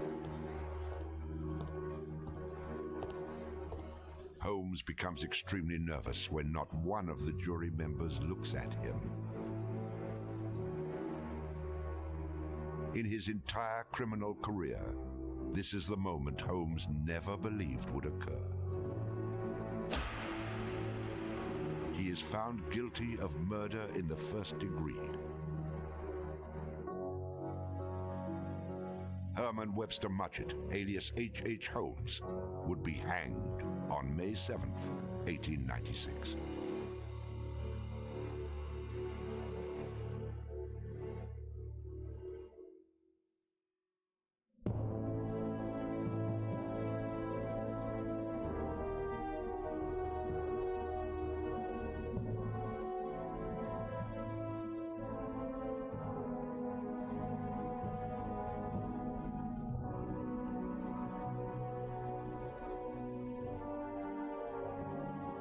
Holmes was in jail awaiting the execution of the sentence. He was made an offer by William Randolph Hearst, supposedly for a significant amount of money, to provide his confessions. Holmes, who had already issued about a half a dozen completely self-contradictory versions of his crimes, clearly at this point felt he had nothing to lose. He was going to die anyway.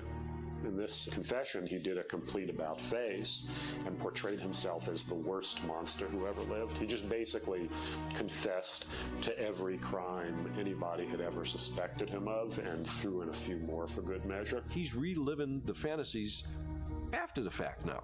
He's reliving the fantasies of things that he did. She was very willing to do this and prepared to leave the vault upon completing the letter, only to learn that the door would never again be opened until she had ceased to suffer the tortures of a slow and lingering death. The partial excavation in the walls of this room found by the police was caused by Latimer's endeavoring to escape by tearing away the solid brick and mortar with his unaided fingers. I closed the door and turned on both the oil and steam to their full extent. In a short time, not even the bones of my victim remained. It was the footprint of Nanny Williams that was found upon the painted surface of the vault door, made during her violent struggles before death. Only one difficulty presented itself. It was necessary for me to kill him in such a manner that no struggle or movement of his body should occur. I overcame this difficulty by first binding him hand and foot, and having done this, I proceeded to burn him alive by saturating his clothing and his face with benzene and igniting it with a match. As soon as he had ceased to breathe, I cut his body into pieces, and by the combined use of gas and corn cobs, proceeded to burn it with as little feeling as though it had been some inanimate object. I immediately took them to the Vincent Street house and compelled them to get within the large trunk, through the cover of which I had made a small opening and ended their lives by connecting the gas with the trunk. Then came the opening of the trunk and the viewing of their little blackened and distorted faces. Then the digging of their shallow graves in the basement of the house.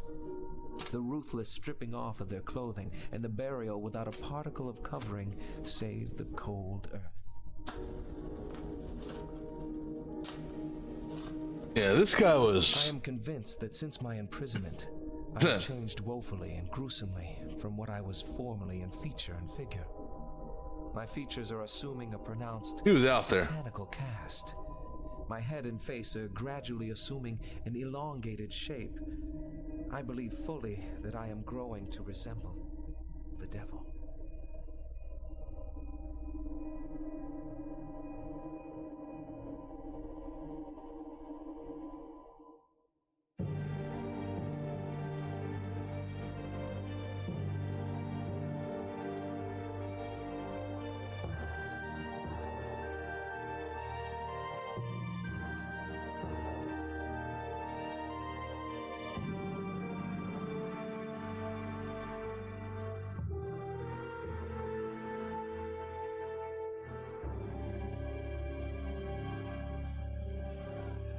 On the gallows, just before he died, he recanted.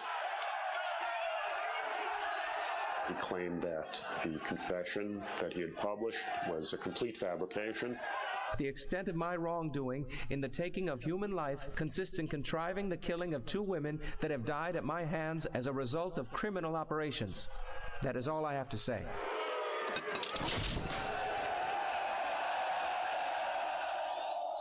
H.H. Holmes is hanged on Thursday, May 7th, 1896, just 9 days before his 35th birthday.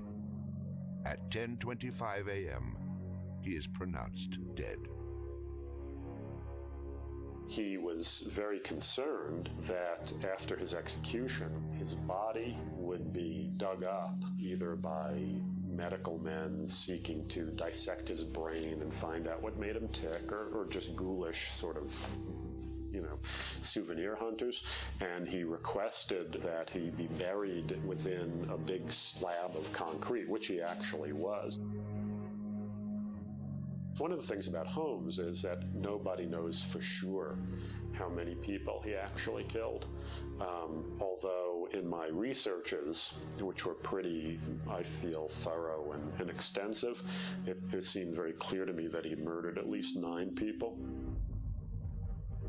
There have been stories that he killed 50, 100, countless people, particularly in Chicago at the height of the World's Fair.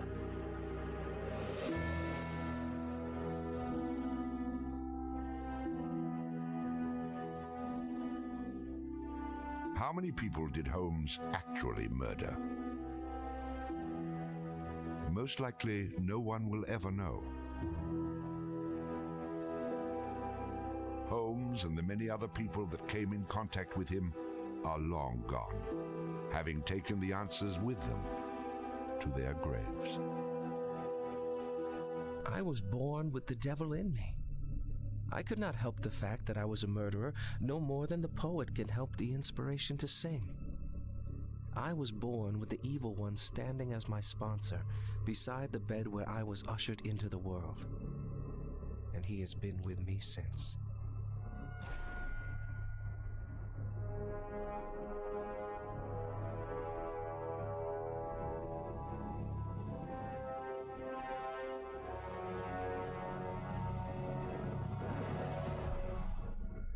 Well, that was interesting. And there's actually a longer documentary on him, which I think part of this was taken from. All right, let's see what else we got. Making the Murder Castle. Okay.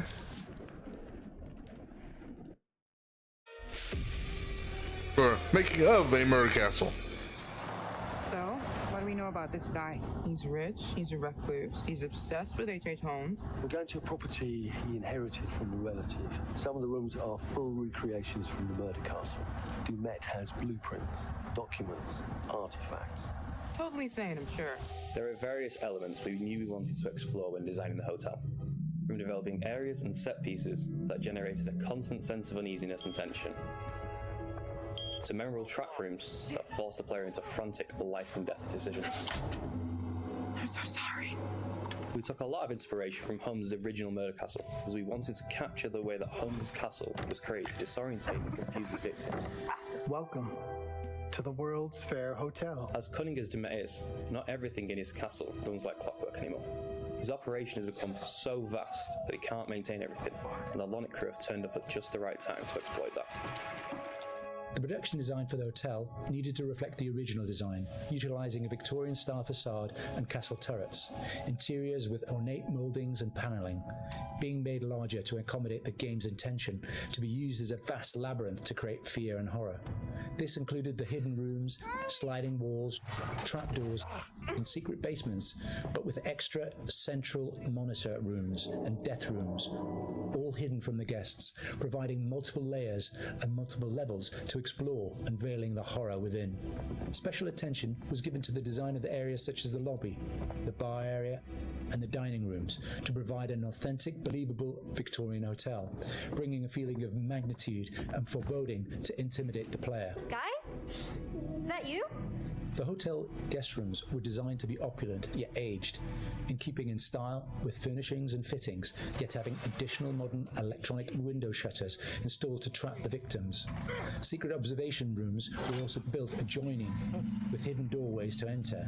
Corridors were cleverly designed to include mechanical sliding walls hidden within the Victorian framework, used to change the layout of the labyrinth throughout the hotel. Fuck. The murder inventions designed within locations included the suffocation and crushing rooms, furnaces, and acid baths. The monitor room was a newly constructed area, deep within the core of the hotel. This room allowed Dumet the full control of the labyrinth and its workings. In The Devil and Me, we make use of a range of mechanics new to the Dark Pictures series to help convey the unsettling mood and threat of the hotel. With an expanded focus on exploration, the player spends a lot of the time exploring the hotel's labyrinthian corridors, and as each character revisits a shared area, the feel of it changes. Each character has their own unique light source. Erin and Jamie, as the practical sound and lighting techs, have fairly straightforward torches, with Erin's directional microphone providing an additional small light when in use. Mark, the camera operator, has his camera flash, lifting the darkness in short bursts and providing mini jump scares as the player suddenly sees something out of the gloom. Kate lights her way around with her makeup mirror, providing a small amount of light to fumble through the corridors. And then Charlie's sole light source is his own cigarette lighter, casting the hotel in its flickering orange light and barely really lighting anything at all. Jamie! Over here. Each character experiences these shared areas differently through this, adding to the sense of the familiar hotel rooms changing with each visit. It's amazing. The Island Hotel was originally built in the 1890s. It was converted into a spa later on until it was abandoned and finally chosen by Dumet for his murder playground. Some parts had been restored, like the rooms the characters stay in and the lush lobby and bar areas on the first floor. We work closely with concept art and art direction to create distinct color palettes and ornate assets that made those areas more inviting, while still leaving something unsettling about their imperfections. But elsewhere, we could show the hotel and spa's original treatment rooms and the indoor pool which had fallen into disrepair and other thematically different places. Our second challenge was getting into Dumet's head. We knew that he was supposed to be a very meticulous man, he's the sole architect of this place and proud of his creations. Some rooms are deliberately left in disrepair. We created them with the base layers showing, and we scattered building equipment around to tell the narrative that Dumet still has plans for them. Others he had completely purpose-built. That's where we used a mix of old brick and breeze block materials next to each other to create contrast. And on top of that, there are traps everywhere. Some of the most interesting areas to create were the ones which were supposed to be off-limits to hotel guests. We wanted to show the stark contrast of his personal space versus the one he hunts people in. The team went as far to even design Dumet's handwriting, and we used that on boards and documents to show more of his personality. There's storytelling in every small detail. Lighting in Devil in Me is a bit different from the previous Dark Picture games, since we have more explorations and more playable areas in the game for players to freely explore. We had to slightly adjust the way we used to do lighting by adding some new stuff, such as adding more guide lights in the environment for direction, or add some interactable light fixtures that you can trigger on and off by walking closer or away from them. So there are 4 types of lighting styles in the hotel. The first one is the regular hotel areas where everyone should feel safe and cozy. We try to use more bright, warm color lights with different elegant light fixtures. And the second one is the areas that are either under constructions, used as Dumet's workshop, or places only lit by moonlight or should be pitch black. We used cooler temperature lights or even blue lights for these kind of areas with very low light intensity and very heavy volumetric fog to enhance the claustrophobic vibe and to elevate the tension. So the third one would be the control room where Dumet watches and controls all the activities in a hotel. We want this room to be especially bright, like an industrial warehouse with a cool, eerie mood to separate it from the other rooms. And the last one is all the rooms that are designed to be slaughter stages. Killing is like creating art to Dumet, and he wants all his artworks to be presented epically with audiences, classical music, and beautiful lighting setup. So in these areas, unlike the others that have more neutral color in the lights, we tend to artificially light these areas with either theatrical lighting or use high contrast saturated lighting setup so that we know something is going to happen. If we don't do something, both of them will die, Mark. We wanted to provide players with a truly realistic historical Sonic experience whilst inside the murder castle. We researched multiple properties and buildings built within the same period as the original Chicago murder castle. Authentic door foley and sound effects elements were high on our priority list. We recorded multiple door openings, closings, handles, rattles, and squeaks. Throughout pre-production, we'd seen all the variations of emotion characters would be displaying when using the doors, ranging from calmness through to blind panic and incensed rage. All these emotions could be channeled into the performance we recorded. Another element of the soundscape we went into considerable detail recording was floorboard and stair creaks. Virtually every step we took provided us with a distinctive and unique sound. We recorded these creaks in 3 states: running, walking, and walking slow. To further add to this, as the characters climb higher inside Dumet's murder castle, the creaks will become more frequent as you enter unfinished rooms, exposed walkways, and the structural integrity of the hotel becomes more dangerous and unstable. In terms of the music, we chose various 19th century pieces of classical music and opera to accompany the murder scenes. These would have been the pop music tracks around the time of H.H. Holmes, providing a cognitive link between past and present. Classical music and opera accompanies a lot of the murder scenes, often playing through a gramophone or a tannoy, which is then fed back through our bespoke impulse responses to allow the music to naturally echo throughout the cellars and corridors of the space. What is this?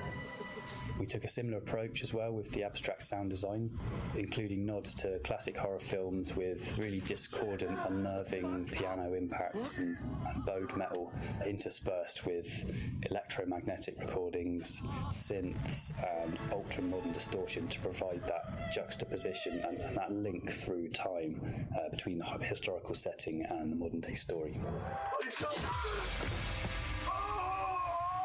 Designing the hotel as a play space presented different challenges than previous Dark Pictures games.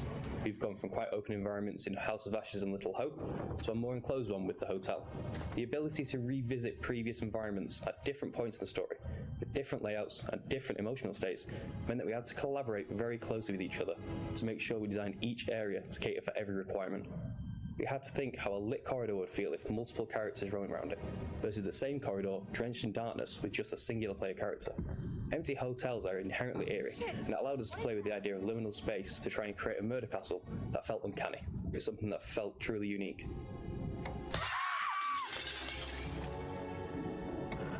It's me! Get in here! Jamie? Thank God. Okay. Now, Morello.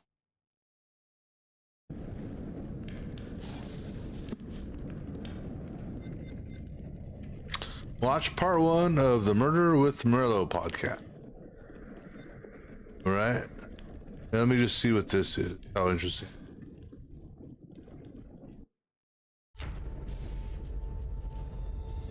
What's up, my people? It's Joe Morello here with another podcast talking about the beautiful thing that we like to call murder.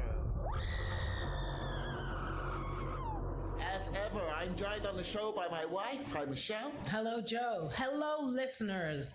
What wicked delights do you have waiting for us on the coroner's slab today, Joe? I'm glad you asked that, Michelle, because we're going to go deep with this one as we talk about the Shoe Shine Killer. A new killer on the block. And we have a cameo appearance from your friend and mine, Manny Sherman, the Beast of Arkansas. What a lineup. That's right.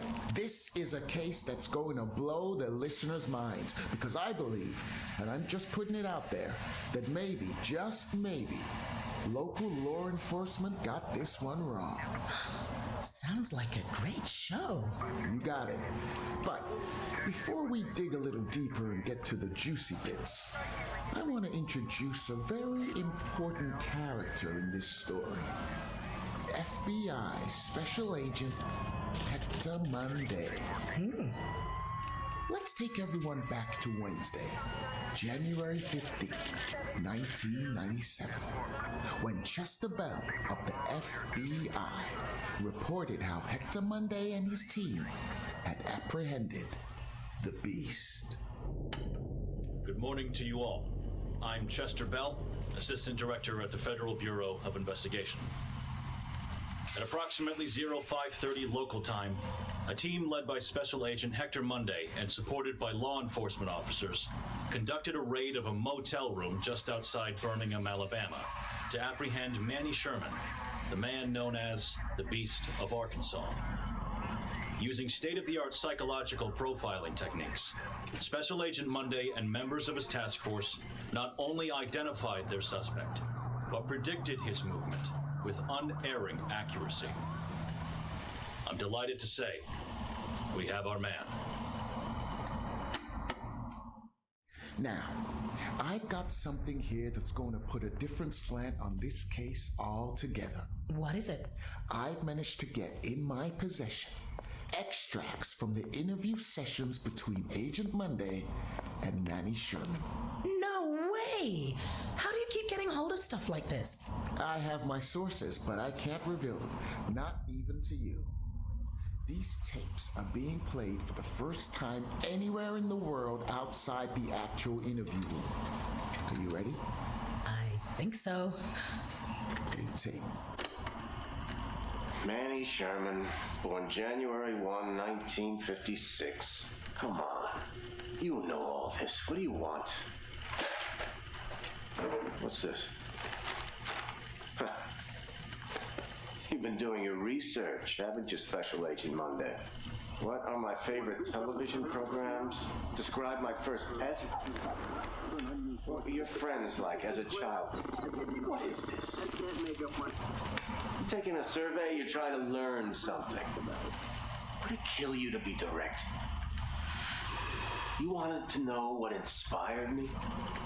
As if I wasn't an original? Well, maybe there was one man I found myself a little fascinated by. Henry Howard Holmes. Why? Because he was numero uno. America's first. The guy invented the trade. He set the benchmark, you know? Learn your history, Monday. Read a book. You think because I stuck a blade in some people and get off on it, I'm not smart? I, allegedly killed 13 people before you got smart enough to find me. That was disturbing. Did you hear the way Manny spoke? I mean, he was like channeling every sick psycho you've ever heard of. But he saved the best for last. None other than H.H. Holmes himself. America's first serial killer. The very same. Let's play the next tape. I had to build my own little castle, just like Holmes did. Most people like me do their business where their target lives. That's just asking to get caught. Holmes had the right idea. It's all about the honey trap. You bring me some smokes, like I asked? Lucky Reds? Yes. Oh, these are like gold in here.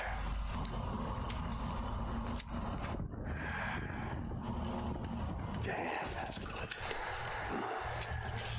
So yeah, the honeypot.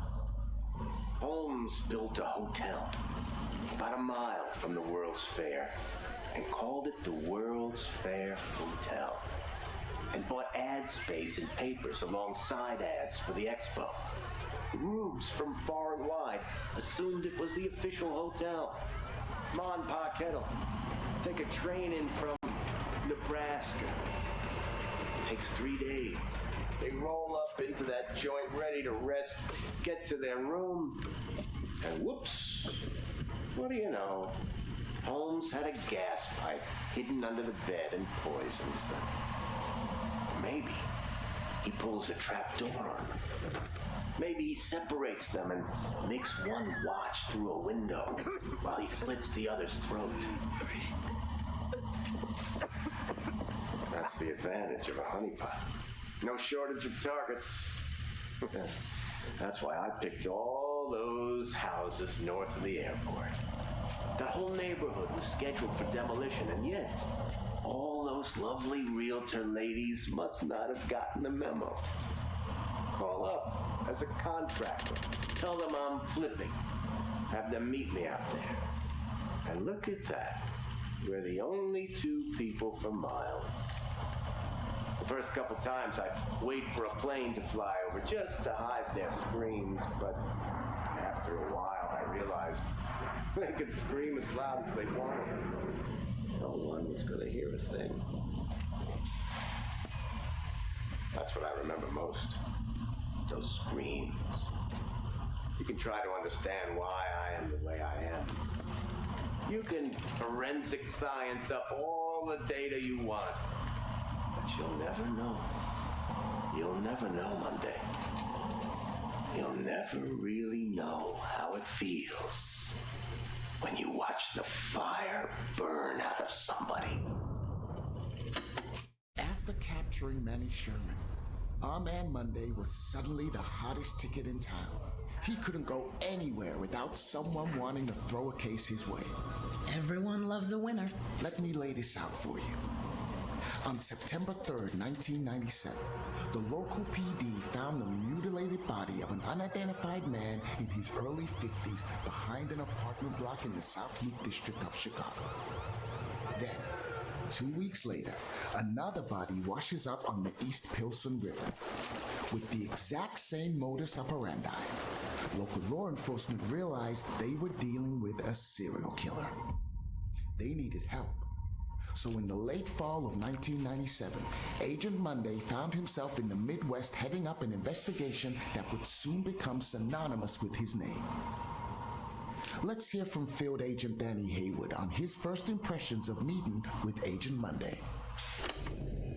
I first met Agent Monday on October 12th, 1997 at O'Hare Airport when I was assigned to welcome him off the plane. I'd actually met him once before at a lecture on criminal behavior given a few weeks prior here in Chicago, but I doubt he remembered me from that. I was pretty nervous as the new kid on the block. I was just out of training, and I'd been assigned to drive around this big shot criminal profiler who just cracked the Arkansas case, which was all over the national newspapers. My first impressions were that he was tough. You hear that, Michelle? Actually met him once before at a lecture on criminal behavior given a few weeks prior here in Chicago. That puts Monday in Chicago at the time of the original killings. Exactly. Okay. That's two deaths. To the summer of 1997. Agent Monday is in a tiny interrogation room in Birmingham, Arkansas, conducting his psychological investigation into Manny Sherman. But he's doing more than that. He's picking Manny's brains, learning from him, being challenged by him. Let's play tape number 3. A whole carton this time. You trying to get on my good side or something? Yeah, I think I'll save it. What, no questions? What's going on with you, Monday? Well, you seem different.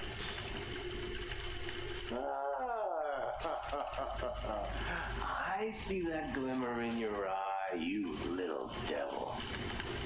I can keep secrets, man. We all have them. That prosecutor is trying to get numbers out of me. You know that? Of course you know that. Numbers. They got Holmes for 27, but we know he was closer to 200, right? Can you imagine that? I wish I'd had the time to try and beat that. Sure, they know about those nice realtor ladies. They got families, after all. But the numbers the DA is asking me about, I think he knows there's some people out there, rejects, misfits, the kind of people that when you see them coming, you look the other way. Does anyone notice if they go missing? My father always told me to leave my mark on the world. I never knew what he meant by that. Not until I watched that first girl bleed out. I call it art. That's my signature on society. It's not murder. It's an aesthetic response to what this world has made me. Ask people to list serial killers, and they'll drop 5, 10 on you before they can think of any more. Ask them to name the detectives that caught those killers. No one is going to say a damn thing. No one knows. No one cares. No one makes movies about them. No one puts their faces on t-shirts. No one gives a shit.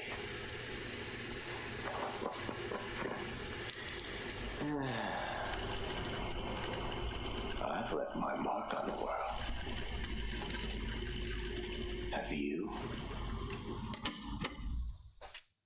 Holy shit! I did not see that coming. I told you this stuff was good. Where did you get this material? Sorry, I gotta protect my sources. But, Michelle, I've got more evidence you haven't heard before. My source has given me autopsy notes from the coroner as she examined the second murder victim. John Doe number 2. I'm assuming you've read my report on the first one? Similar MO, unidentified male with multiple stab wounds. Looking at the lower abdomen, the wounds are consistent with those of the first victim. The shape of the entry wound suggests it's a strong probability that this is the same murder weapon. Looks like we've got a souvenir hunter here. This time the left ear has been severed. Clean incision. Probably a scalpel or a razor blade. Very tidy. Nice job, actually. Very little bleeding. The deceased had probably been dead for 30 to 40 minutes when this was done. This differs from the earlier MO. If you remember, that John Doe was still alive when the teeth were removed. That would have created a lot of noise and mess. This guy is learning. Okay. So, go to part 2.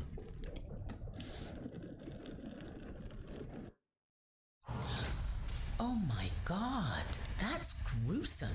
Right? Investigating violent crime is gruesome. It's stressful and it can get to you.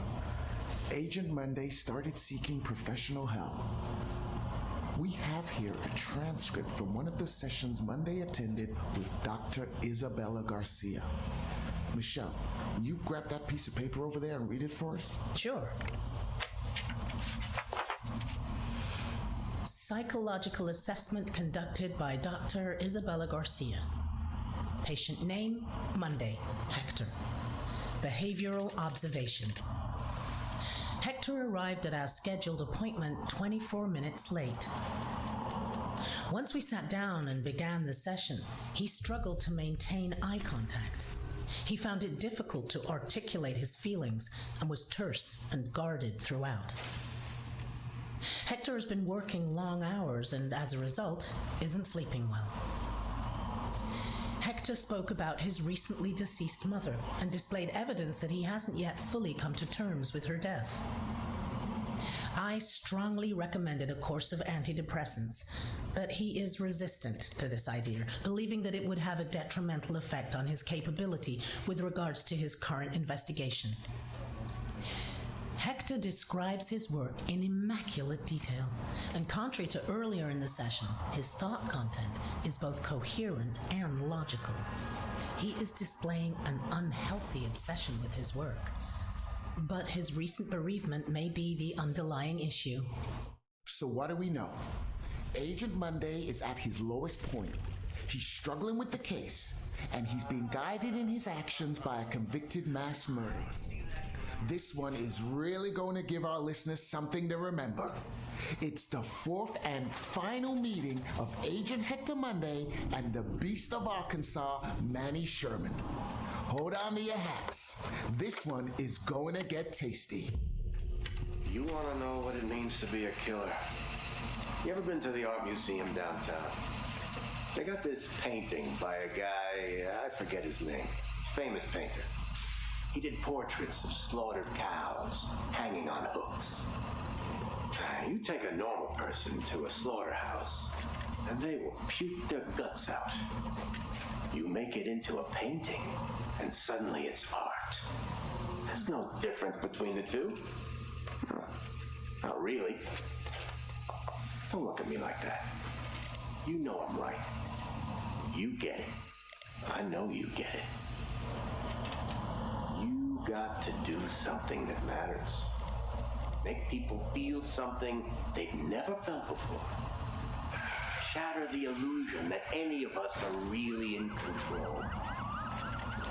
Think of the most profound thing you've ever done. The most beautiful thing you've ever created.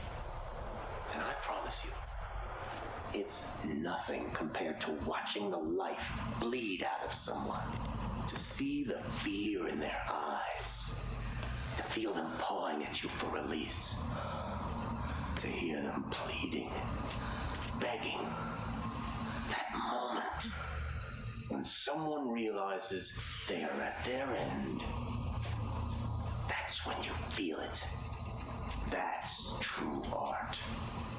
That's what you have to be. An artist. A sculptor. An architect.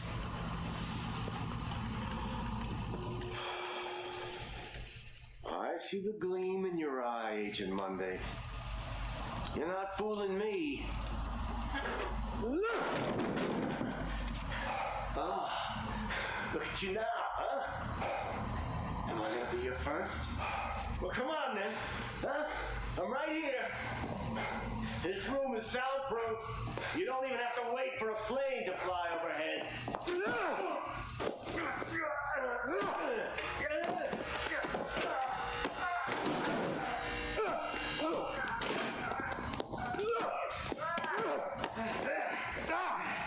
There you are. I see you now. Oh, not bad. Not bad at all. Their hands can feel good, huh? But the blade makes for such a prettier picture. You've got potential, Agent Monday. If you truly want to be an artist. Monday flipped? And what was all that stuff about being an artist? That's how Sherman saw himself. He was a killer. Which is why we covered him in episode 117, Michelle. Okay, just listen to this.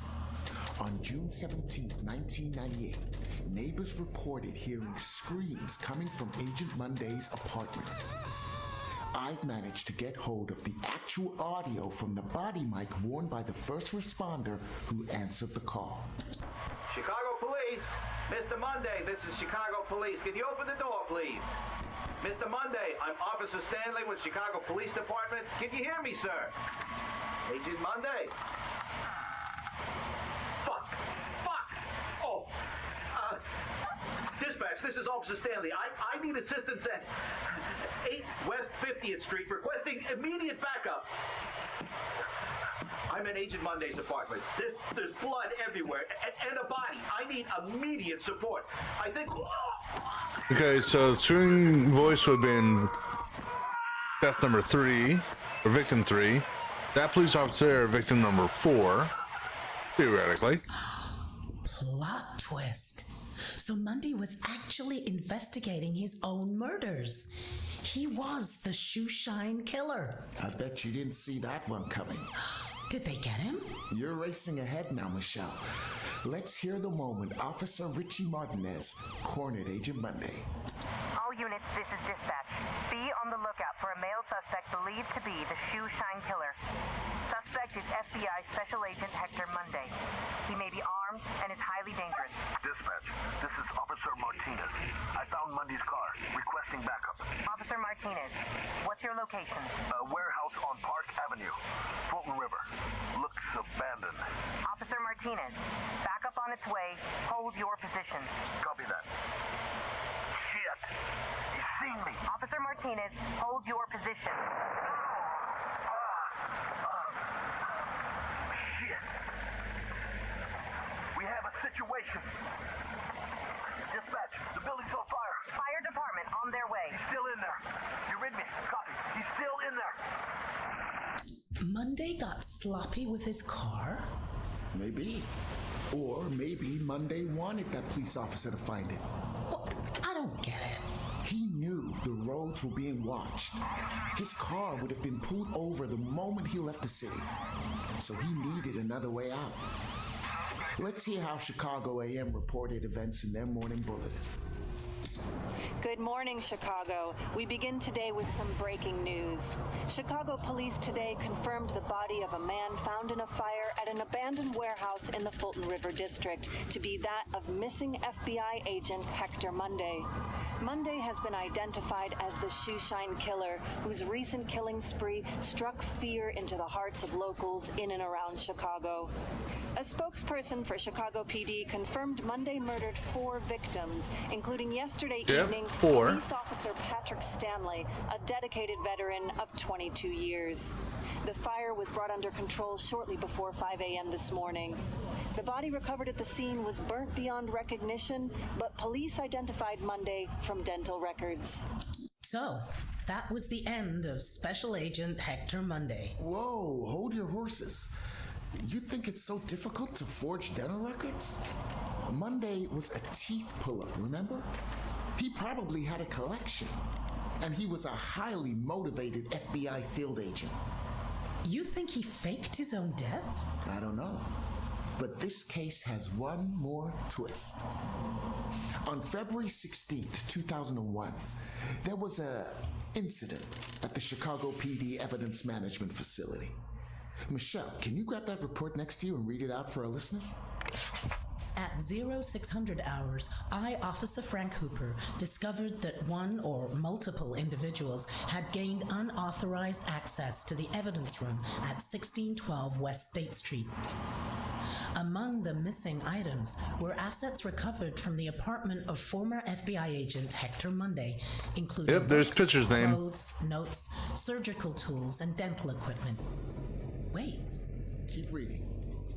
We are currently running with the theory that this was the direct result of souvenir hunters looking for a piece of memorabilia from the case. End of report. Interesting, right? He set the whole thing up?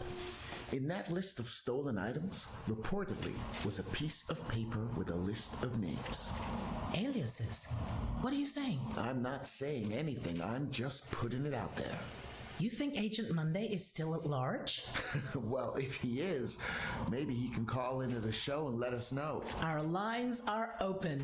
Well, that's all we have time for this podcast. We're taking a short break for a certain anniversary trip next week, but we'll be back after that for more murderous anniversary content trip to delight you all. Until then, this has been Michelle Morello. And I've been Joe Morello. Thank you for listening. Please like this podcast and hit the subscribe button, or I'll send Michelle over to brutally kill you all. I have an axe at the ready. This is Joe Morello saying be safe, don't split up, and keep looking behind you. Good night. Good night. That's interesting.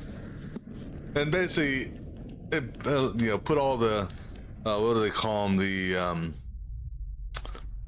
I think they were called the silver collectibles, silver secrets, however you want to look at it, because pretty much each one of the secrets that, even though it just looks like it's white, but each one of these is pretty much what they were they pieced together in their little podcast there. But yeah, that was a pretty good game. But yeah, I honestly did not know that the whole H.H. Holmes thing is actually, H.H. Holmes was a real person. All right, so that's gonna be it for this session, and we'll pick up with another game on our next one.